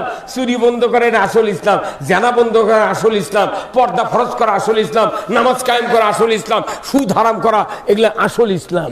এই ইসলাম তুলে দিয়ে খালি করছে নামাজ পড়বেন, আমরা মুসলমান, ইসলাম ইসলাম, শেষ। কতক্ষণ দেখা আল্লাহর আইন ছাড়া এই পৃথিবীর জমিনে শান্তি কায়েম হতে পারে না, পারে না যদি বল ঠিক কিনা? এই আইন কায়েমের জন্য এই মাদ্রাসা, এই আইন কায়েমের জন্য মসজিদ, এই আইন কায়েমের জন্য সভা, কি কথা ঠিক কিনা? এই সভা সমিতির উদ্দেশ্য কি? মানুষ যাতে কোরআন পড়ে বুঝে শুনে এরা কোরআনের পথ ধরে। আমরা সভা শুনি, নামাজ পড়ি, সব করি, মাদ্রাসা করি, কিন্তু কোরআনের পথ বুঝি না। কোরআনের পথ ছাড়া একজন মানুষকে জান্নাতে দেওয়া যাবে না। আল্লাহ রাসূল তার 23 বছর নবুয়তি জীবনে যে লোকগুলোকে তৈরি করেছিলেন, তার ভেতরে দ্বিতীয় খলিফা ছিলেন হযরত ওমর ফারুক রাদিয়াল্লাহু তাআলা আনহু। আমার ভাইয়েরা, রাসূলের ইন্তেকালের পর আবু বকর সিদ্দিক রাদিয়াল্লাহু তাআলা আনহু 4.5 বছর রাষ্ট্র পরিচালনা করেছিলেন। তার ইন্তেকালের পর হযরত ওমর ফারুক 10টি বছর মদিনার সংসদে বসে অর্ধেকটা পৃথিবীর রাজত্ব চালিয়েছিলেন। আল্লাহর নবীর সাহাবী হযরত ওমর ফারুক রাদিয়াল্লাহু তাআলা আনহু রাতের অন্ধকারে দৌড়ে দৌড়ে মানুষের দুঃখ দুর্দশা দেখতেন। আল্লাহর রাসূলের একজন সাহাবী দ্বিতীয় খলিফা হযরত ওমর ফারুক রাতের অন্ধকারে একদিন মরুভূমির প্রান্তর দিয়ে চলে যাচ্ছেন। দূর থেকে দেখেন একটা ঝুপড়ির ভেতরে টিম টিম করে আলো জ্বলছে। ওমর ফারুক সে জায়গায় চলে গেলেন, কিছুক্ষণ দাঁড়িয়ে থাকলেন। দেখেন একজন মেয়ে মানুষের গলার আর্তনাদের আওয়াজ, কান্নার আওয়াজ। কিছুক্ষণ অপেক্ষা করলেন, এরপরে একজন যুবকের গলার আওয়াজ, আর্তনাদের আওয়াজ। আল্লাহর নবীর সাহাবী আমিরুল মুমিনিন ওমর ফারুক বললেন, ও ঝুপড়ির মালিক, ভিতরে তোমাদের কি সমস্যা? কেন একজন মহিলার কান্নার আওয়াজ, কেন তোমার গলার কান্নার আওয়াজ? বলো না। তখনই ওই পথিক, আপনার বেদুইন বলছে, পথিক আপনার কাছে আপনি যান, আমাদের দুঃখের কথা শুনে কোনো লাভ হবে না। আমিরুল মুমিনিন বললেন, ও বেদুইন, বলো না একটু তোমাদের দুঃখের কথা, আমি যদি পারি একটু তোমাদের কাছে সাহায্যের হাত নিয়ে এগিয়ে আসব। তখন বেদুইন বলল, ওগো পথিক, আমার ঘরে স্ত্রী আছে, এখন প্রসব বেদনা উঠে গেছে, কোনো মহিলা নাই তাকে সাহায্য করার জন্য। আমি স্বামী, আমি সাহায্য করতে পারি না, আমার স্ত্রীও কাঁদে ব্যথার যন্ত্রণায়, আমিও কাঁদি, এই হলো আমার ঘরের পরিচয়। ওমর ফারুক মুহূর্তকাল দেরি করলেন না, দৌড়ে চলে গেলেন বাসভবনে। উনি গিয়ে তার স্ত্রীকে বললেন, পানের স্ত্রী আব্দুল্লাহর মা, তাড়াতাড়ি করে ওঠো, তাড়াতাড়ি করে ওঠো, আমার সাথে রাস্তা ধরো, নতুন শুকনা পুরাতন কিছু কাপড় নাও, মরুভূমির প্রান্তরে যেতে হবে, আল্লাহ তোমাকে জান্নাত আজকের রাত্রিতে বিক্রয় দিয়ে দেবে। জোরে কন্যা সুবহানাল্লাহ। ওনার স্ত্রী বললেন, অগোপনের স্বামী উমর, আপনি তো বেহেশতের জন্য সারা রাত রাস্তায় রাস্তায় ঘোরেন, কার কোন দুঃখ দুর্দশা আপনি কেন কিনতে পারলেন না? উনি বললেন, আজকের যে জান্নাত বিক্রয় দিবেন আল্লাহ, এটা পুরুষের জন্য নয়, এটা নারীর জন্য, তাড়াতাড়ি করে তুমি ওঠো। ওনার স্ত্রী বললেন, পানের স্বামী, বুঝতে পারলাম না নারীকে আল্লাহ কেন বেহেশত বিক্রয় দেবে, আমি বুঝতে পারলাম না। উনি বললেন, বেদুইনের স্ত্রী, প্রসব বেদনা উঠেছে, সাহায্য করার কেউ নাই, তোমাকে সন্তান ডেলিভারির জন্য সাহায্যের কাজে যেতে হবে, আল্লাহ তোমাকে সাথে সাথে জান্নাত দেয়া দিবে। ওমর ফারুকের স্ত্রী স্বামীর কথা অনুযায়ী পুরাতন নতুন কিছু কাপড় নিলেন। আমিরুল মুমিনিন কিছু ভুট্টা, কিছু গমের আটা, সবের আটা নিলেন, জয়তুন তেল নিলেন, আদা রসুন পেঁয়াজ খুরমা নিয়ে চলে যাচ্ছেন রাস্তা দিয়া। মাঝপথে যাওয়ার পর আমিরুল মুমিনিন বললেন, প্রাণের স্ত্রী, তুমি যে খলিফার স্ত্রী, আমি যে উমার খলিফা, খবরদার পরিচয় দিবা না। ওনার স্ত্রী বললেন, ঠিক আছে। তারপরে চলে গেলেন বাসভবনের ওই ঝুপড়ির নিকটবর্তী হয়ে আমিরুল মুমিনিন চিৎকার করে বললেন, রে বেদুইন, তুমি ঘর থেকে বেরিয়ে যাও, দরজা দিয়ে বাহিরে যাও, আমি একজন মেয়ে মানুষ এনেছি, তোমার স্ত্রীর ডেলিভারির কাজে সহযোগিতা করবে। বেদুইন চলে গেল বাহিরে। উমর ফারুক দূর থেকে স্ত্রীকে পাঠিয়ে দিলেন। স্ত্রী শিক্ষিত হাতের স্পর্শে সন্তান ডেলিভারি হয়ে গেল। ইহুদির ছেলে, একটা ফুটফুটে সন্তান, চাঁদের মতো সন্তান দেখে আমিরুল মুমিনিনের স্ত্রী আবেগ ভরে পূর্বের নিষেধ করা কথা ভুলে গেলেন। উনি চিৎকার করে বললেন, ওগো বেদুইন, তুমি তাড়াতাড়ি করে খলিফাকে সংবাদ দাও, তোমার স্ত্রীর গর্ভ থেকে একটা পুত্র সন্তান জন্ম নিয়েছে। জোরে কন্যা আল্লাহু আকবার। যখনই বলেছে খলিফাকে সংবাদ দাও, ওই বেদুইনের কলিজার ভিতরে ভয় পয়দা হয়ে গেছে, সর্বনাশ। এই আরব আমিরাতে, সৌদি আরবে, এখানে তো খলিফা মানে উমর ফারুক। যেরকম আমি যদি এখন বলি বাংলাদেশের প্রধানমন্ত্রী, তাহলে অবশ্যই জননেত্রী শেখ হাসিনার কথা মনে হবে। ওই সময় খলিফা মানে উমর ফারুক। এইবার বেদুইন দৌড়ে চলে যাচ্ছেন, ও খলিফা সাহেব, আপনি কোথায়? দূর থেকে খুরমা খেজুরের গাছের নিচে অন্ধকার দাঁড়িয়ে আছেন উমর ফারুক, চেহারা দেখাবেন না, দূর থেকে দাঁড়িয়ে এই কাজ করছেন। এইবার আমিরুল মুমিনিন বললেন, এই জায়গায় আমি আছি। বেদুইন চলে গেল, মুখের কাছে মুখ লাগায় দেয়া, দেখতে পেল এটাই বাস্তবিক উমর ফারুক।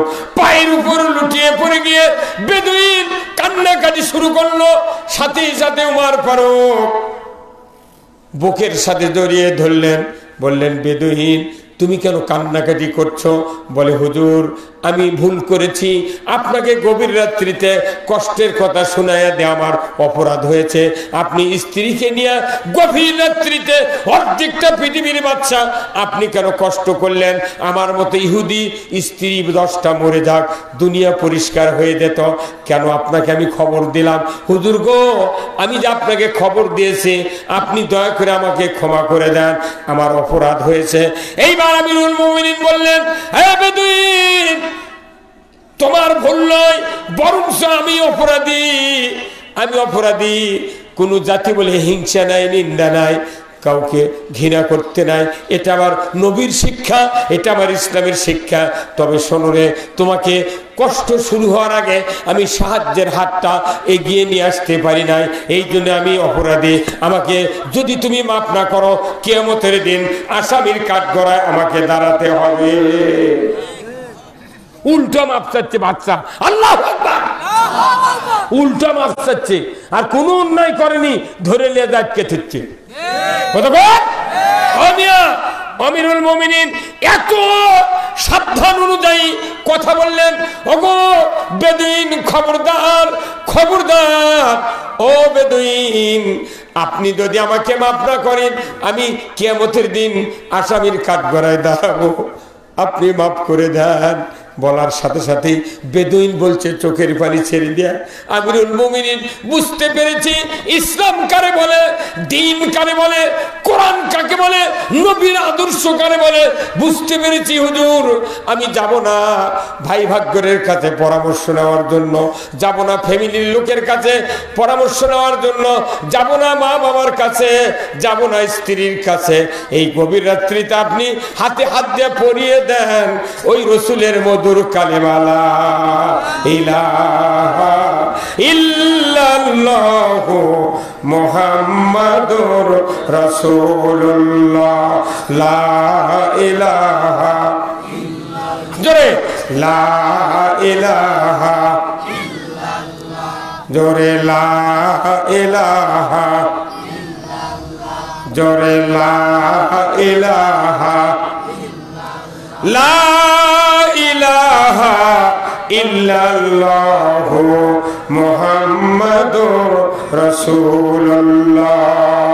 ওমর ফারুকের আদর্শ দেখে, তার চরিত্র দেখে, একাগ্রতা দেখে, নবীর আদর্শ অনুযায়ী কাজ করার জন্য ইহুদি হাতে হাত দিয়ে রাতের অন্ধকারে মুসলমান হয়ে গেলে। আমার ভাইরা আমরা সেই জাতি। আজকে কোরআনের মাদ্রাসা, আজকে এই কোরআনের মাদ্রাসার মাহফিল। ও আল্লাহর বান্দারা, আমি যদি আপনাদেরকে একটু স্বীকারোক্তি দেখতে চাই, আমরা কি ঈমানের সহিত মৃত্যুবরণ করতে চাই? কারা কারা চাই দুহাত তুলে দেখান। আল্লাহু আকবার।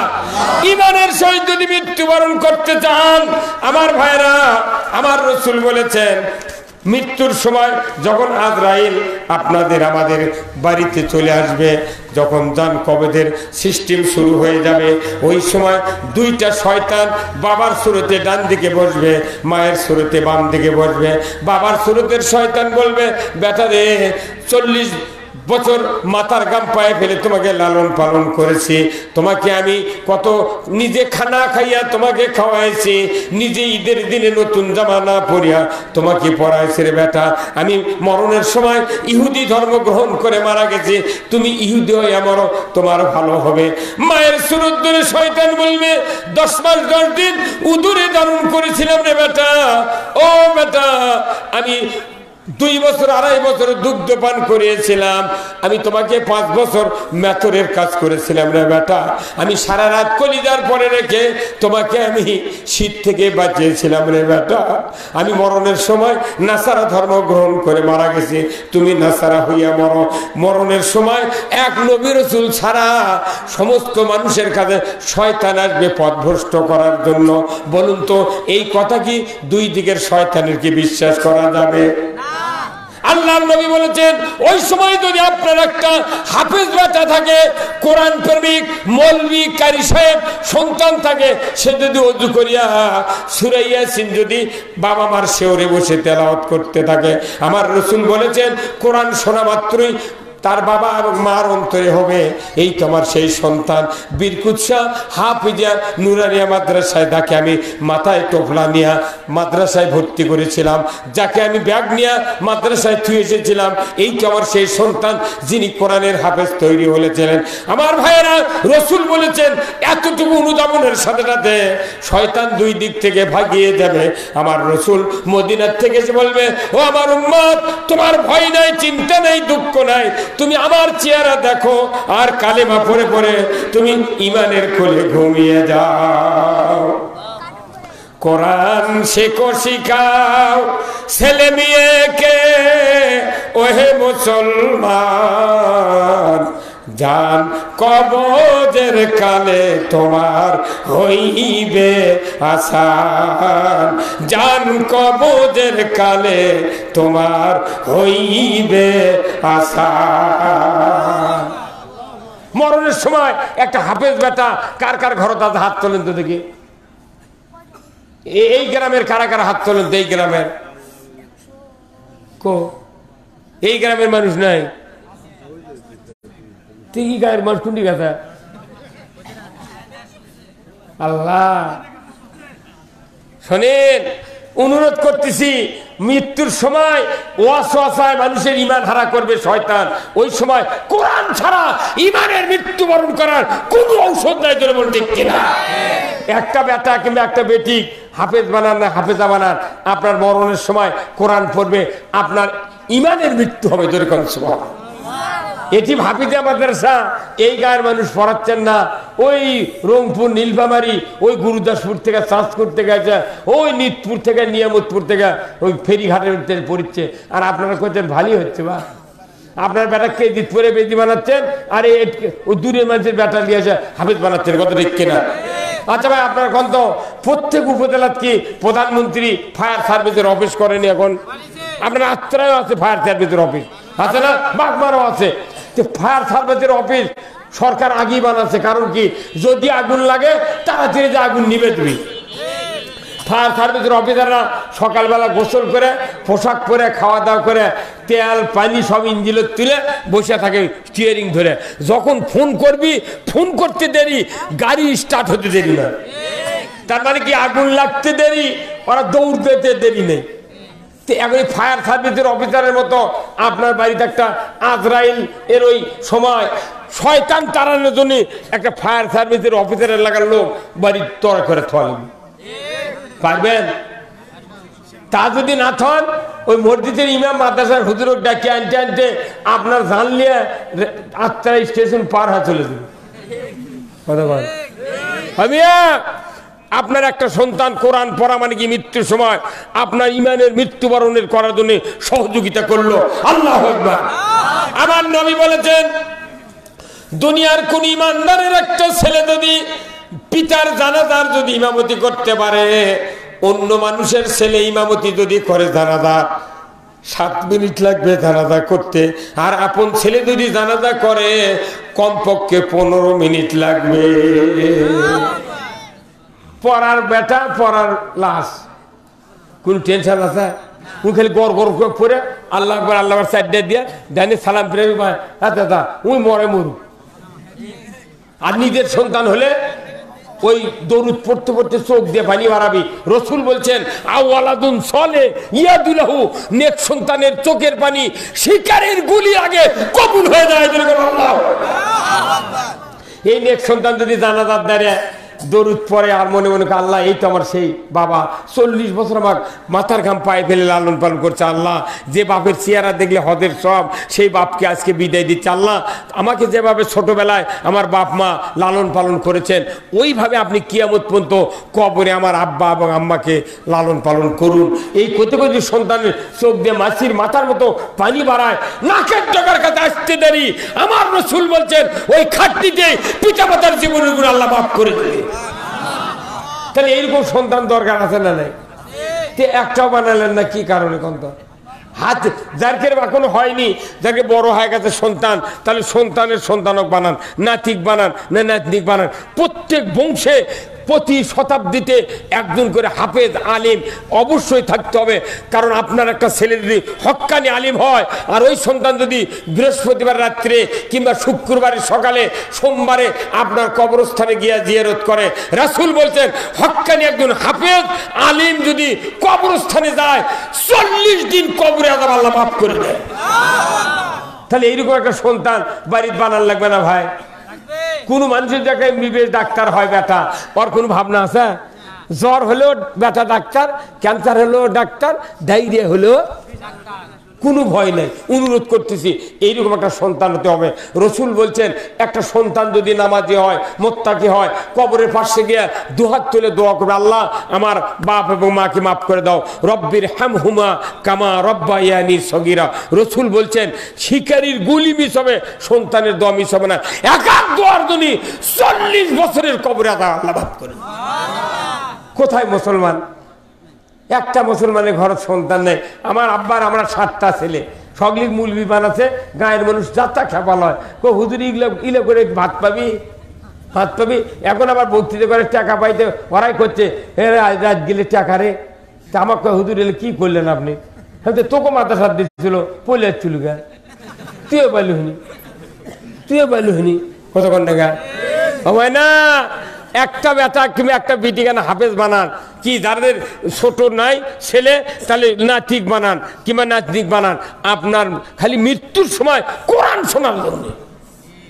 আল্লাহ রসুল বলছেন একটা হাফেজ সন্তান যদি কাউর হয়, সে যদি হালালকে হালাল জানে, হারামকে হারাম জানে, কিয়ামতের দিন পিতা মাতার মাথায় নূরের তাজ পরে দিবি।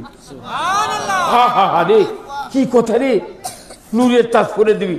যেরকম হাফেজ হলে মাদ্রাসার এটি পাগড়ি দেওয়া হয় না ছাত্র, তখন দেখবেন ওই হাফেজের বাপের মাথা তো টুপি দিয়ে দেয়। তো দুনিয়ার যেরকম মাথার টুপি দিলে তারা দেখে ইনকে একটা বেটা যদি আমার হতো, কিয়ামতের দিন আফসোস করবে, আল্লাহ কি ভুল করছিলাম, একটা বেটা কেন হাফেজ বানায়নি। এই হাফেজ যদি আপনার মৃত্যু হয়ে গেল, দাফনের পর থেকে 41 দিন যদি কোরআন তেলাওয়াত করতে পারে সূরা ইয়াসিন কবরের পাশে দাঁড়িয়ে, রসুল বলছেন কিয়ামত পর্যন্ত ওই পিতামাতার কবরে আযাব আল্লাহ মাফ করে দেবেন। 41 দিন কোরআন পড়া তো দূরের কথা, বছরে একবারও যায় না, খালি ঈদের দিনে যায় ওই আসসালামু আলাইকুম ইয়া হালাল কবুল। দুনিয়ার ভেউ ভাও কিনে দিয়ে হুন্ডা কিনে দিয়ে গেছে, এক ওয়াক্ত নামাজ পড়ে না, ঈদের দিন যায় নামাজ ভারত করিলে মাঠের থেকে কব্বরত গেছে, যা করছে আব্বা আসসালামু আলাইকুম ইয়া হালাল কবুল। তখন ধাক্কা হয় ইল্লিন সিদ্দিনে যা, ফেরেশতা কয়, ফেরেশতাকে আল্লাহ কয় এই আর বেটা সালাম দিয়েছে আর রুটা লিয়ে যেত কব্বরত, লিয়ে যা দেখে যে আমার বেটা। তখন বাপে কয় কেবা সারা বছর আইলু না, আজ একদিন এসে আমাকে মানে বিরক্ত করছি গে, কথা কর না গে মানে একটা সন্তান নেক সন্তান খালি কবরের পাশে দেবেন, 5 ওয়াক্ত নামাজ হ্যাঁ ইমামতি করবেন কিংবা ভালো চরিত্রবান হবেন, আপনার বাবার জন্য দোয়া করবেন, 100% দোয়া কবুল করবেন। তাহলে এইরকম সন্তান না বানালে আমি কবর শুয়ে তো বিপদ। এরা মোবাইল আপনার তো দিবে না, কেউ মোবাইল দিবি, মৃত্যুর পর মোবাইল কবর মধ্যে দিবি, যে বেটারা আসছে না বাবা আমি কবরতে না যাবে, এছাড়া না তো শেষ শেষ শেষ, জীবন শেষ হয়ে যাবে। এই কবর থেকে মুক্তির জন্য নিজের সন্তানগুলিকে হাফেজ বানান, আলিম বানান, কারি সাহেব বানান, মুত্তাকি বানান। আল্লাহর ইজ্জতের কসম, এই পৃথিবীর থেকে বিদায় শুরু করে কিয়ামত পর্যন্ত আপনার কবরে সওয়াব যাবে। জোরে করে আল্লাহু আকবার। কি এইরকম সন্তান বানাতে কারা কারা রাজি আছেন? দু হাত তুলে দেখেন তো, তোলেননি? কেউ কেউ পরে তুলিছে, এই যারা বিয়ে করেননি তারাও হাত তোলেন। আল্লাহু আকবার। মা বোনেরা আপনারা যারা আছেন, আপনারা আমার কথা শুনতে পাচ্ছেন, আপনারাও নিজেদের সন্তানকে যদি মাদ্রাসায় দিয়া হাফেজ বানাতে পারেন, কারি সাহেব বানাতে পারেন, আলিম বেটা বানাতে পারেন, ইমাম যদি মুত্তাকিদের বানাতে পারেন, কিয়ামতের দিন পর্যন্ত কবর থেকে আপনার আমলনামায় সওয়াব লেখা হবে। জোরে কন্যা আল্লাহু আকবার।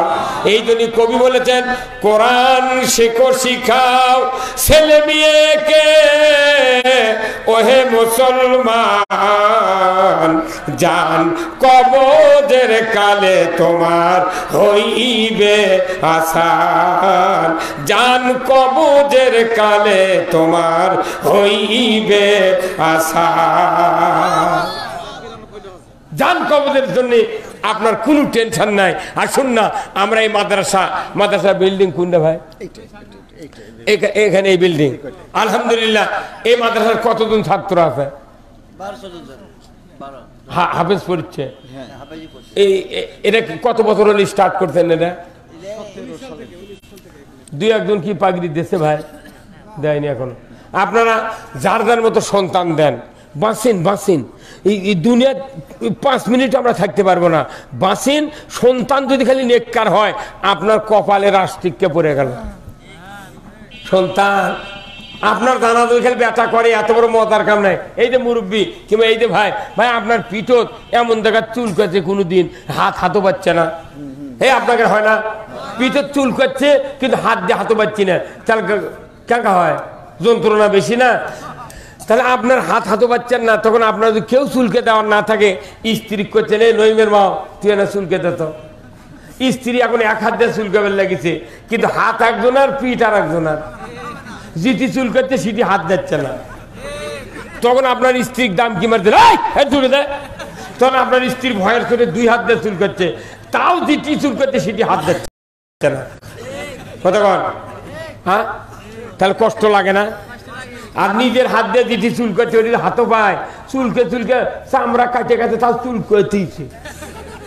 আল্লাহ রসুল বলছেন যে এইরকম শান্তি নিজের হাতে নিজে চুলকালে যেরকম আরাম, তার চেয়ে কোটি কোটি গুণ আরাম হলো নিজের বেটা নিজের জানাজা করলে। নিজের বেটাকে ওই দিন মোত্তাকিদের ইমাম বানান।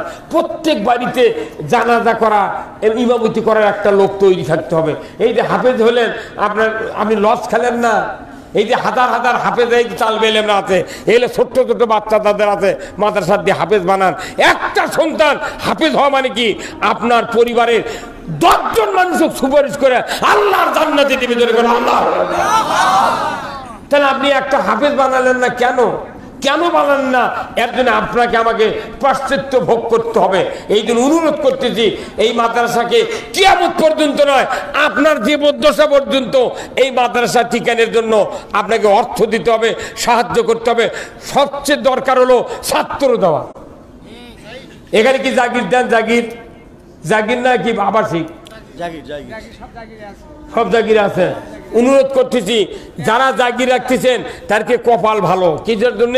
রসুল বলছেন একটা মাদ্রাসার তালেবে ইলম যদি লজিং মাস্টারের বাড়ির ভাত আনতে যায়, তাহলে একবার গেল, একবার আলো, আবার গেল, আবার আলো, আবার গেল, আবার আলো, কয় পাক? 3 বারে 6 পাক। রসুল বলছেন এই তালেবে ইলমের এত মান, এত দাম। আল্লাহ তাআলা ফেরেশতাকে অর্ডার দেয়, এ আমার ফেরেশতারা, এই যে আমার কোরআনের তালেবে ইলম এর পাও যেন মাটির না পড়ে, আর তুমি পাখা বিছে দিয়া ওই জাগিরদারের বাড়ি পর্যন্ত আর মাদ্রাসা পর্যন্ত তার পায়ের নিচে পাখা বিছে দিয়ে দেয়া, তুমি হেঁটে নিয়ে যাবে, আবার হেঁটে নিয়ে আসবে। আমার ওই তালেবে ইলমের বান্দার পায়ে যেন দুনিয়ার ধুলাবলি না লাগে। আল্লাহু আকবার। এইরকম জাগি রাখা লাগবে। কিন্তু এরই মধ্যে আপনাকে দিক মানুষ ভালো, আমাকে ওই দিক বলে হয় ও কি রাখার জন্য আমি ভাতের চাউল দিছি। একটা তালেবে ইলমের ভাত দিতে জীবনী ভেনু করে আপনার ভাত দেওয়া, চাউল দেওয়া লাগবে না। ওই 10 জনের মধ্যে 5 জনের মধ্যে ওর ভাত আল্লাহ বরকত দিবে। আর পরীক্ষা করেন না কে দিয়ে, যারা আবাদ করেন, যারা জাগির রাখতে পারতেছেন না, ধান তো না হলে ইরি কাটা 20 মণ 30 মণ ধান সেদ্ধ করেন না ভাই? তাহলে একটা গরিব মানুষ যদি 10 মণ ধান সেদ্ধ করে 10 কেজি চাউল মা পেলে না, এই মাদ্রাসার দিলে কি আপনার সংসার ভেঙে দেবে? যে ব্যক্তি 1 মণ ধান ঘাড় দিয়ে ভয় নিয়ে যা, ভ্যান দিয়ে ভয় নিয়ে যা মাদ্রাসার দিবেন, একটা মাদ্রাসার ছাত্ররা ছায়া দরজার থেকে ধান নিয়ে আসলে যে সওয়াব পাবেন, তার সে ডবল সওয়াব পাবেন আপনি নিজে যদি মাদ্রাসার পৌঁছে দেন। এত বড় জাতির শ্রেষ্ঠ সন্তান, এদেরকে ভিক্ষার ঝোলা ঘাড়ে দেওয়া ঠিক নয়, কিন্তু আমরা পারি না বিধায় আজকে এই দুরবস্থা। আসুন না আমরা এই মাদ্রাসার ছাত্র দেব, আমাদের সন্তানগুলিকে দেব, আলিম বানাবো, হাফেজ বানাবো। আমার মা বোনেরা যারা আছেন, আমি অনুরোধ করতেছি সবাই সবার বাড়ির গার্জেন স্বামী স্ত্রী 2 জনে পরামর্শ করে একটা ছেলে হোক, একটা নাতনি হোক, একটা নাতি হোক, কোরআনের পাগল বানান, আপনি মোত্তাকি বানান, নামাজি বানান, হাফেজ বানান। আগামীতে কিয়ামত পর্যন্ত আপনার আমার জন্য কল্যাণ বয়ে আনবে। ধরে কোন আল্লাহু আকবার। এই বক্তব্য 1500 বছর ধরে পৃথিবীর মাটিতে দিচ্ছি আমরা, আলেম ওলামারা, নবী রাসূল দিয়েছেন, অথচ আজকে এখনো বাড়ি বাড়ি হাফেজ তৈরি হলো না। মুরবে আপনার কি ছেলেপেলে আছে? ছোট? আমার ছেলে বড় ইউনিভার্সিটি পড়ে। তো আপনার লাচি টাচি হয়নি? না, বিয়ে দিতে সালফা লাগে এখন জাননি। তাহলে আপনি কয়টা ছেলে? এক ছেলে এক মেয়ে। তাহলে এগুলার যদি নাতি নুতি হয় নিয়ত করে দেন, বেটা করে করবা, আমি তো মরে যাবো, তো মরে তো আর এগুলা এখন বিয়েই দেননি, আপনার আশা নাই। মানে প্রথম সন্তান যার হবি সাথে সাথে নিয়ত করে হাফিজ বানানো লাগবে প্রথম সন্তান। তাহলে কি হবে? আপনার জীবনটা শান্তিতে ভরে দেবে। করতে দিয়ে যেটা দেখতে শুনতে ভালো, চেহারা ভালো, চোখ টলটল করিচ্ছে, এগুলো দিচ্ছে কে জিত করে জেনারেল শিক্ষিত বানাচ্ছে। আর যার কানের লতি নেই, পাও তেরে, মুখ দিয়ে লাগ দিয়ে লাল পরে, হচ্ছে এই অবদক দিয়ে ওই ভিক্ষে করে খাবি। দা অনুরোধ করতেছি যারা যারা পিতে আছেন এখনো সন্তান হয়নি, তারা নিয়ত করবেন আমার প্রথম ছেলে আমি মাদ্রাসাত পড়াবো। আল্লাহু আকবার। আমরা নিজেরা বক্তৃতা করি, কাজও করি। আমার 3টে ছেলে ভাই আল্লাহর রহমতে। আমার প্রথম ছেলে আলিম পাস, ম্যানেজমেন্ট MA পাস। আমার ছেলের সেই নামাজি, সেই দাড়ি, ইবনে সিনা ডায়াগনস্টিক সেন্টারে চাকরি করে বগুড়া সুপারভাইজার। আমার মেজো ছেলে হাফেজ কামেল পাক নামাজ পড়ে আপনাকে নওগাঁ নামাজঘর থেকে কামেল পাক, আবার কুষ্টিয়া বিশ্ববিদ্যালয় থেকে তাফসিরে মাস্টার, তাই মসজিদের খতিব, আবার ইসলামী ব্যাংকে চাকরি করে। আর সেই বক্তা আমার ছোট ছেলে যে আমার গাড়ি চালায় কামেল ফার্স্ট ক্লাস পাতে হাদিস নিয়ে শেরপুর আলিয়ার থেকে জুওলজি অনার্স ফাইনাল ইয়ার। আমি কছি চাকরি লাগবে না, তোরা খালি মৌলবি হবো, কাকু জানাজার ডাকবো না, এই 4 বেটা 3 বেটা আর এক জাউলিয়া আমার কব্বরত নামে দেবো। গুচ্ছের বেনামাজি জানাজার দ্বারা এখন লাভ নেই। কথা কর এক নেতা বলল মাইকিং হচ্ছে সব সংবাদ এলাকা আমাদের ঘুম হারাম কেন 40,000 বেনামাজি দ্বারা লাভ কি?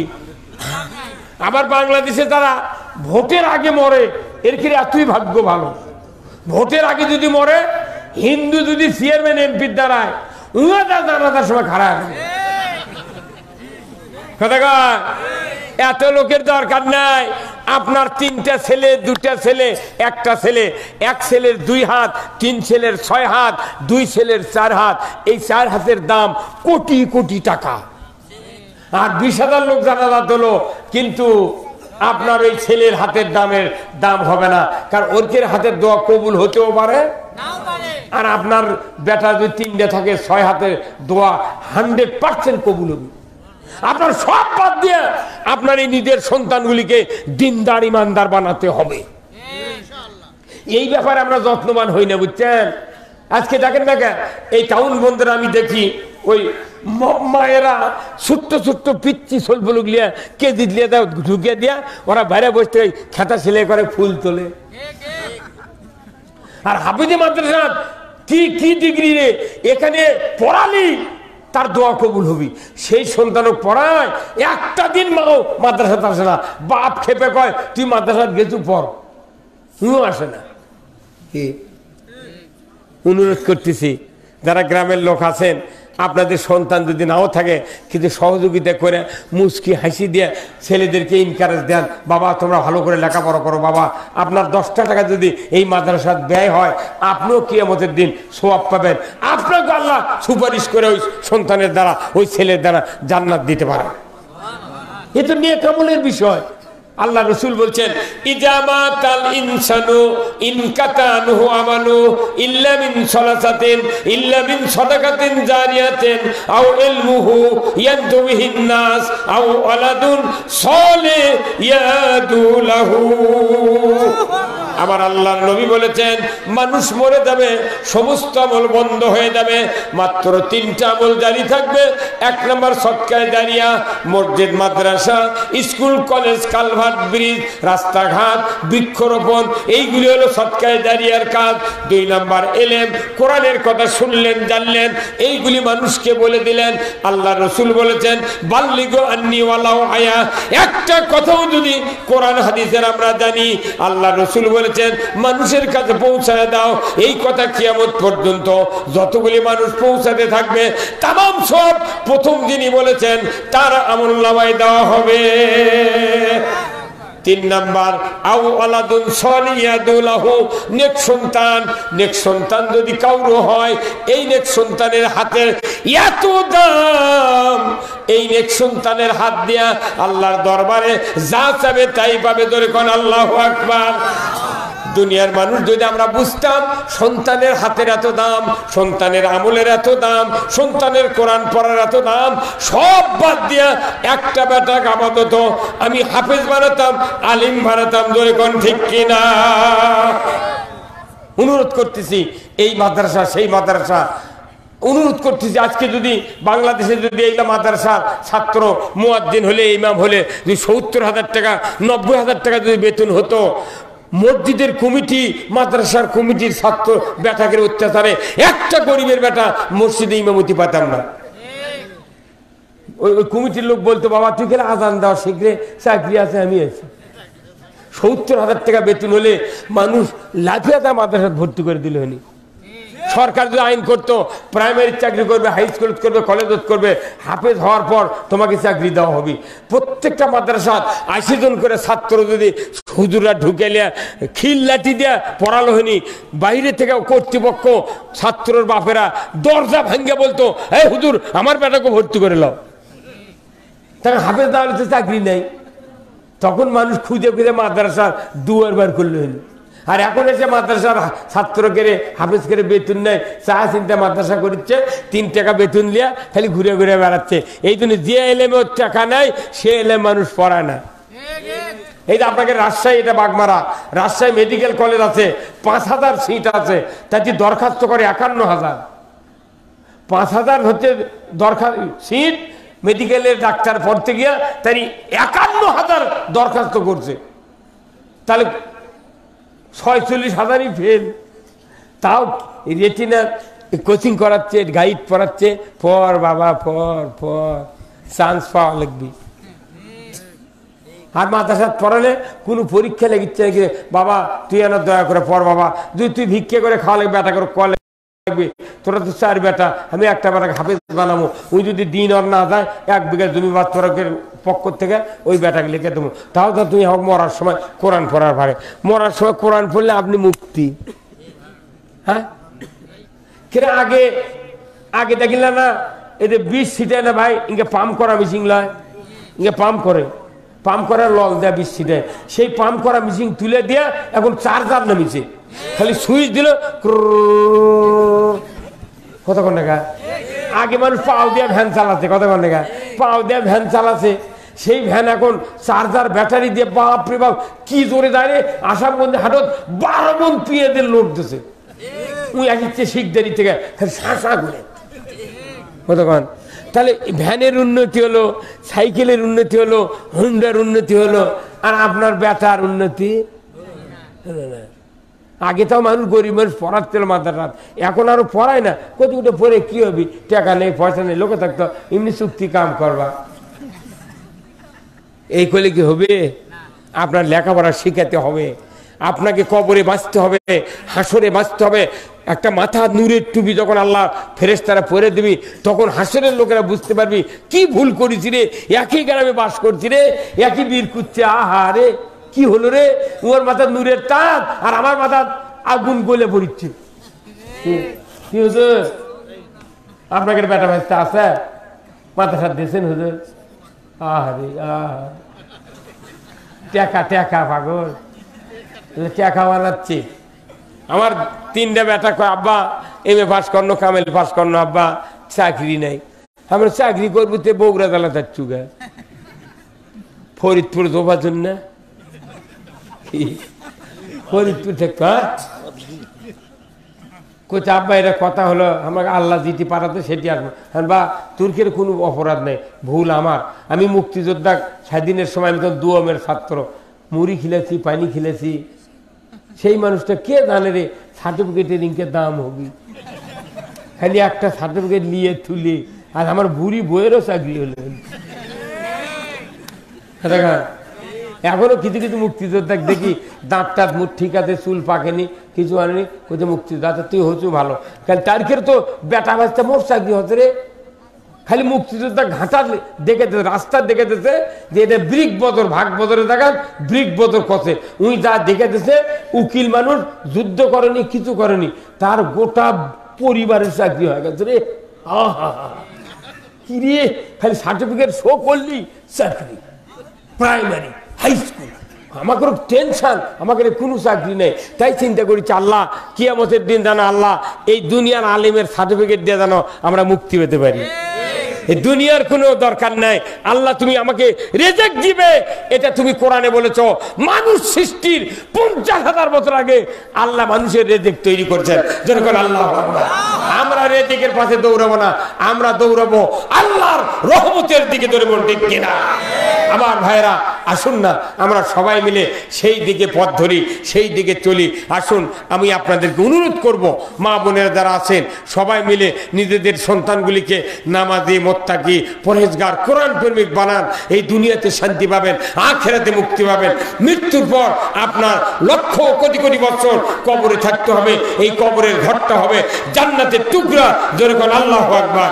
এই ঘরের জন্য আল্লাহর বান্দারা যারা আছেন আর টাকা পয়সা দিবেন, ধান দিবেন। 1 মণ করে যদি ধান মাদ্রাসার দেন, আমার এটা কোরআনের জন্য দিচ্ছেন। আল্লাহ তাআলা কোরআনে বলছেন, ওয়াকরাতুমুল্লাহ করদান হাসানা লাউ কাফিরা আন্না আনকুম সাইয়াতিকুম ওয়ালা উদখিলান্নাকুম জান্নাতিন তাজরি মিন তাহতিহাল আনহার। আমার আল্লাহ বলেছেন, ও পৃথিবীর মানুষেরা, কোরআনের জন্য যারা তোমরা কর্জে হাসানা দিবা, আমি রব্বুল আলামিন তোমাদের জীবনের তামাম গুনাহগুলি মাফ করে দিব। কোরআনের জন্য যারা অর্থ দেবে, কর্জে হাসানা কাকে? আল্লাহকে। আল্লাহ বলছেন তাদের জীবনের সব গুনাহ মাফ। তাহলে এই অর্থের দরকার আছে।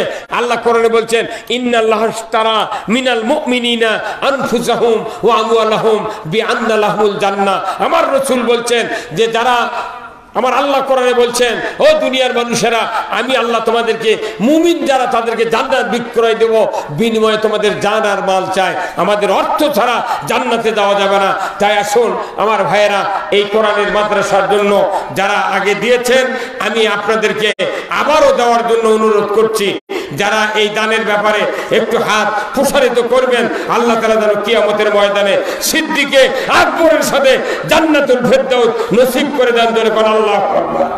আমার ভাইরা, আমি আপনাদেরকে যতটুকু কথা বললাম, এরপরে মা বোনেরা যারা আছেন, মা বোনদের জন্য আমার রাসূল বলছেন, আল মারাতু সাল্লাত খামসাহা ওয়া সামাত শাহরাহা ওয়া হাসানাত ফারজাহা ওয়া আতাত বালাহা ফালতাদখুলুল জান্নাতি আবওয়াবুশ শাদ। রাসূল বলেছেন, মায়েদের জন্য 4 কাজ, 5 ওয়াক্ত নামাজ, 1 মাস রমজানের রোজা, পর্দায় থাকা, স্বামীর খেদমত করা। এই 4টি কাজ দুনিয়ার কোনো মায়েরা যদি করতে পারে, 8টা জান্নাতের দরজা খুলে দেওয়া হবে। যে কোনো দরজা দিয়ে আমার মায়েরা, মায়ের জাতিরা জান্নাতে যাবে।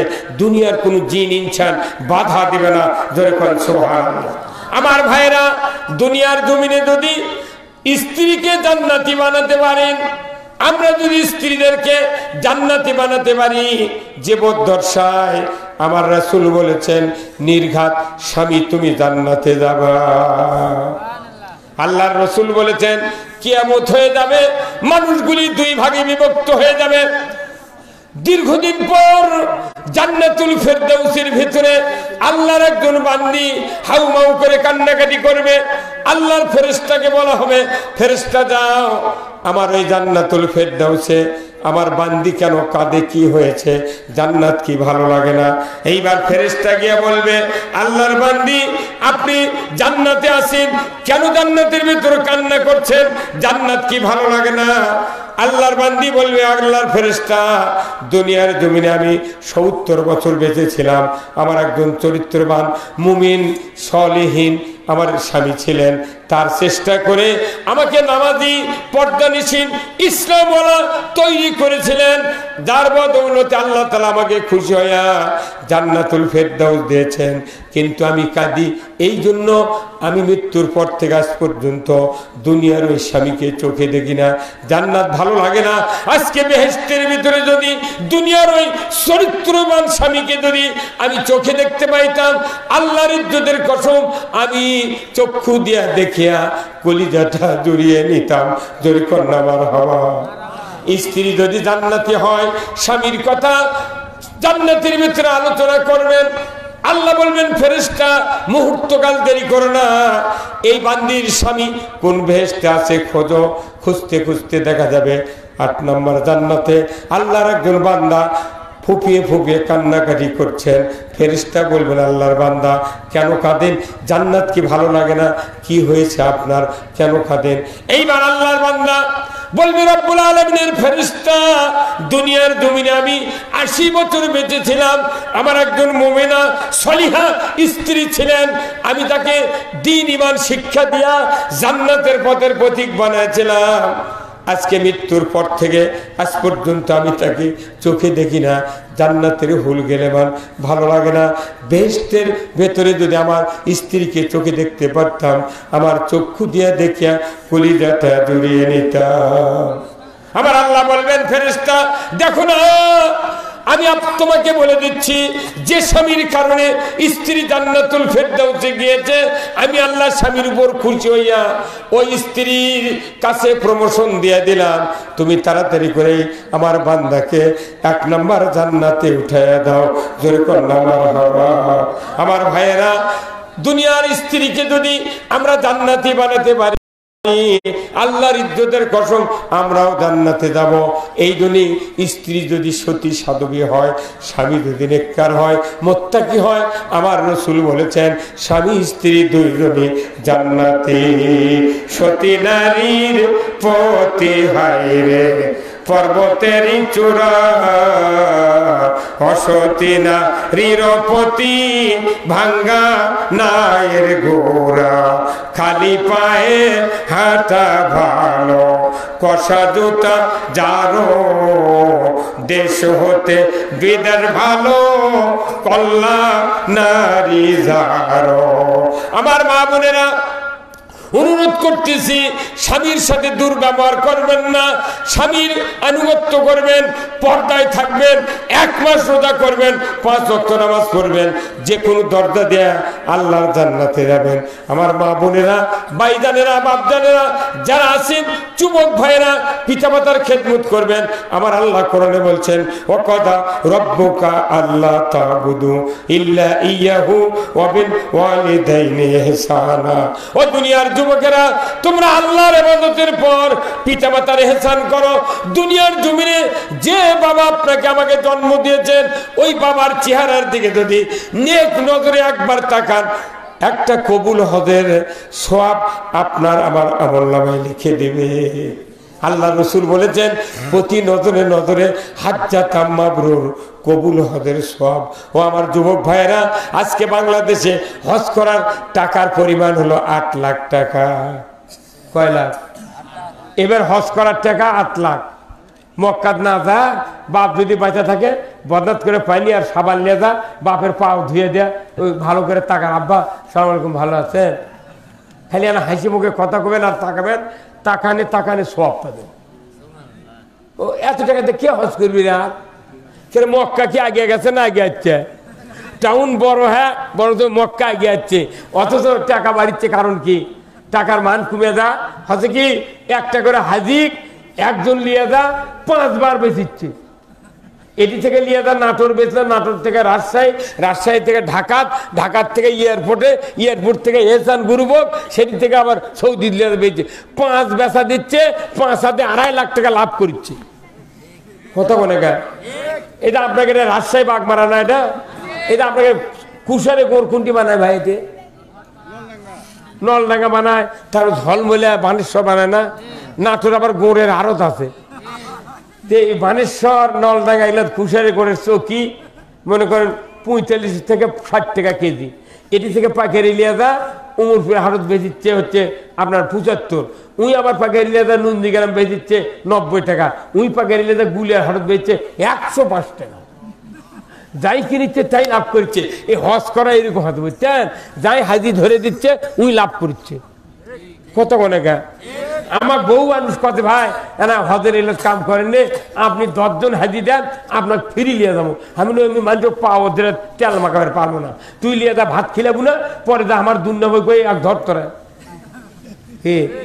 ওগুলো আমি পারবো না, তুই পারিস কয়া লিয়ে যা না। আমার অত মাথার চাল থাকেনি যে মানুষ গোলাপ দিয়ে লিয়ে যা, এই কাজ করা লাগবে। এই জন্য আসুন আমরা সবাই মিলে আল্লাহর দরবারে দোয়া করব, আল্লাহ তাআলা যেন আমাদের সকলকে সকল দিক দিয়ে আল্লাহ। অধ্যক্ষ সাহেব জনাব মোহাম্মদ জুলফিকার আলী আলিম, অধ্যক্ষ বীর কুৎসা স্কুল অ্যান্ড কলেজ অত্র মাদ্রাসার সভাপতি, 10,000 টাকা দরকার। মারহাবা লিল্লাহে তাকবীর। দানবীর সভাপতি সাহেব বলুন জিন্দাবাদ। আজকে জালসা সভাপতি না, আমি অনুষ্ঠানের সভাপতি, আজকে জালসা সভাপতি, সেই মাহফিলের তো সভাপতি। আজকের এই মাহফিলের সভাপতি সাহেব 10,000 টাকা করে মারহাবা লিল্লাহি তাকবীর। আল্লাহ আল্লাহ আল্লাহ দান কবুল করে নেন, আল্লাহ হায়াত দারাজ করে দেন, আল্লাহ তার বংশের ভিতরে যারা কবর গেছে আল্লাহ কবরগুলিকে জান্নাতের বাগান বানিয়ে দেন, আল্লাহ স্ত্রী পরিবার নিয়ে সুখী শান্তিতে বাস করার তৌফিক দেন, আল্লাহ ছেলে মেয়েকে চরিত্রবান নামাজি বানায় দেন, আল্লাহ মরণের আগে একটাবার আল্লাহ রাসূলের রওজা জিয়ারত করার তৌফিক দিয়ে দেন, জোরে কন্যা আমিন লিল্লাহি তাকবীর। ভাই যারা দিবেন 2-4 টাকা কি একটু প্লিজ রুমাল ছাড়ে দিয়েছিলেন কি না রুমাল দাও ভাই? একটু রুমাল যাচ্ছে যার যা পকেটে একটু দেন, আমি আপনাদের জন্য দোয়া করব আল্লাহ তাআলা যেন জানমালে বরকত দিয়ে দেন খুব তাড়াতাড়ি। ভাই মা বোনেরা যারা আছেন মা আপনারা একটু কোরআনের জন্য একটু অর্থ দিবেন, আল্লাহ তাআলা যেন আপনাদের সকলকে জীবনের গুনাহ থেকে মাফ করে দেয়, জোরে কোন আমিন। মা বোনেরা আসুন না আমি আপনাদের জন্য হাফিজ সাহেব এই যে হাফেজ সাহেব নাম কেউ না আল্লাহ হাফেজ সাহেব আল্লাহ 1000 টাকা আল্লাহ তার কবুল করে নেন, আল্লাহ তার হায়াত দারাজ করে দেন, আল্লাহ তার বংশের ভেতরে যারা কবর গেছে আল্লাহ কবরগুলিকে জান্নাতের বাগান। ভাই একটু ব্যাগ লিয়ে ঢোকেন তোরা, এই ওঠেন না কেউ, যার যা পকেটে একটু দেন তো। মা বোনেরা যারা আছেন মা আপনারা একটু টাকা উঠাইয়া প্যান্ডেল থেকে পাঠায় দেন মা, আমি আপনাদের জন্য দোয়া করবো আল্লাহ তাআলা যেন জানমালে বরকত দিয়ে দেয়, জোরে কোন আমিন লিল্লাহি তাকবীর। খুব তাড়াতাড়ি 5,000 টাকা দুলাল বিজেপি মোহাম্মদ দুলাল উদ্দিন বিজেপি আল্লাহ মৃত্যু কি এটা মঞ্জুর রহমান আল্লাহ বীরকুচ্ছা 5,000 টাকা আল্লাহ দান কবুল করে নেন, আল্লাহ হায়াত দারাজ করে দেন, আল্লাহ তার শারীরিক সুস্থতা দান করে দেন, আল্লাহ যতদিন দুনিয়ায় বেঁচে রাখবেন আল্লাহ তাকে সুস্থ অবস্থায় বেঁচে রাখার তৌফিক দিয়ে দেন, আল্লাহ মরণের আগে একটাবার খানায় খাওয়া হজ করার মতো তৌফিক দিয়ে দেন, জোরে কন্যা আমিন লিল্লাহি তাকবীর। মহিলাদের মধ্যে একটু দান তুলে দেন। মা বোনেরা যারা আছেন মা আপনারা একটু কোরআনের মাদ্রাসার জন্য একটু অর্থ পাঠিয়ে দেন মা, আমি আপনাদের জন্য দোয়া করব। আল্লাহর বান্দারা যারা আছেন মহিলারা আল্লাহর বান্দি আপনারা অবশ্যই মাদ্রাসার জন্য একটু টাকা দিবেন মা, আপনাদেরকে আল্লাহ তাআলা এত সুযোগ দিয়েছে, আপনারা তো নবীদের মায়ের উত্তরসূরি, আপনারা হাফেজদের মা, আল্লাহ আপনাদেরকে জান্নাত হিসেবে ঘোষণা দিয়েছেন। আসুন না ও আমার মায়ের জাতি মাদ্রাসার জন্য অর্থ দিবেন, আমি আপনাদের জন্য দোয়া করব আল্লাহ তাআলা যেন জানমালে বরকত দিয়ে দেয়, জোরে কোন আমিন। আসুন আমার ভাইরা মা বোনেরা যারা আছেন রাত্রি গভীর হয়ে গেছে, আপনারা যারা কোরআনের ময়দানে আছেন কোরআনের মাদ্রাসা আছেন একটু অর্থ দিবেন, আমি আপনাদের জন্য দোয়া করব আল্লাহ তাআলা যেন জানমালে বরকত দিয়ে দেয়, জোরে কোন আমিন লিল্লাহি তাকবীর। খুব তাড়াতাড়ি ভাই মা বোনেরা আপনারা একটু টাকা উঠাইয়া প্যান্ডেলের দিকে পাঠায় দেন মা, আমি আপনাদের জন্য দোয়া করব আল্লাহ তাআলা যেন জানমালে বরকত দিয়ে দেয়, জোরে কোন আমিন। হ্যাঁ ছোট্ট দোয়া করে শেষ করে আল্লাহুম্মা আমিন। ওই টাকাটা উঠে আসবে মহিলাদের। দোয়া হয় তো পরে ওটা ঘোষণা দেবো। মা বোনেরা যারা আছেন ওখানে গেছে কি প্যান্ডেলে গেছে, মা বোনেরা আসেন আপনারা একটু টাকা উঠে একটু দেন মা, আপনাদের যাদের ছেলে নাই আমি দোয়া করবো আল্লাহ যেন ছেলে দিয়ে দেন, আল্লাহ যার সন্তান নাই সন্তান দিয়ে দেন, যার মেয়ে বড় হয়ে আছে আল্লাহ সৎ পাত্রস্থ করার তৌফিক দিয়ে দেন, আল্লাহ মা বোনদেরকে হাজেরা রহিমার মতো চরিত্রবান বানায় দেন, জোরে কোন আমিন লিল্লাহি তাকবীর। খুব তাড়াতাড়ি ভাই সেদিন বাগমারাতে আমি ওই ভবানীগঞ্জের পশ্চিমে এক মাদ্রাসার মাহফিলে গেছিলাম, 40,760 টাকা দিয়েছে খালি মহিলা প্যান্ডেলের থেকে। মা বোনেরা আপনারা আসুন, অনেকে আগে দিয়েছেন, এরপর আমি আপনাদেরকে আবার অনুরোধ করছি কোরআনের ময়দানে যারা বসে আছেন এই কোরআনের জন্য অর্থ দিবেন, আল্লাহ তাআলা আপনাদের জীবনের সব গুনাহ মাফ করে দিবেন। কর্তৃপক্ষ কিংবা মাদ্রাসার ছাত্ররা একটু মহিলা প্যান্ডেলে যাও, আমি আপনাদের জন্য দোয়া করব যা মা বোনেরা টাকা দিবেন আল্লাহ যেন তাদেরকে জান্নাতুল ফেরদাউসের মেহমান বানায় নেন, জোরে কোন আমিন লিল্লাহি তাকবীর। খুব তাড়াতাড়ি ভাই আসুন আমার মা বোনেরা যারা একটু টাকা পাঠিয়ে দেন আমরা আপনাদের জন্য দোয়া করব আল্লাহ যেন আজকের এই কোরআনের মাহফিল আল্লাহর দরবারে কবুল আর মঞ্জুর করে নেন।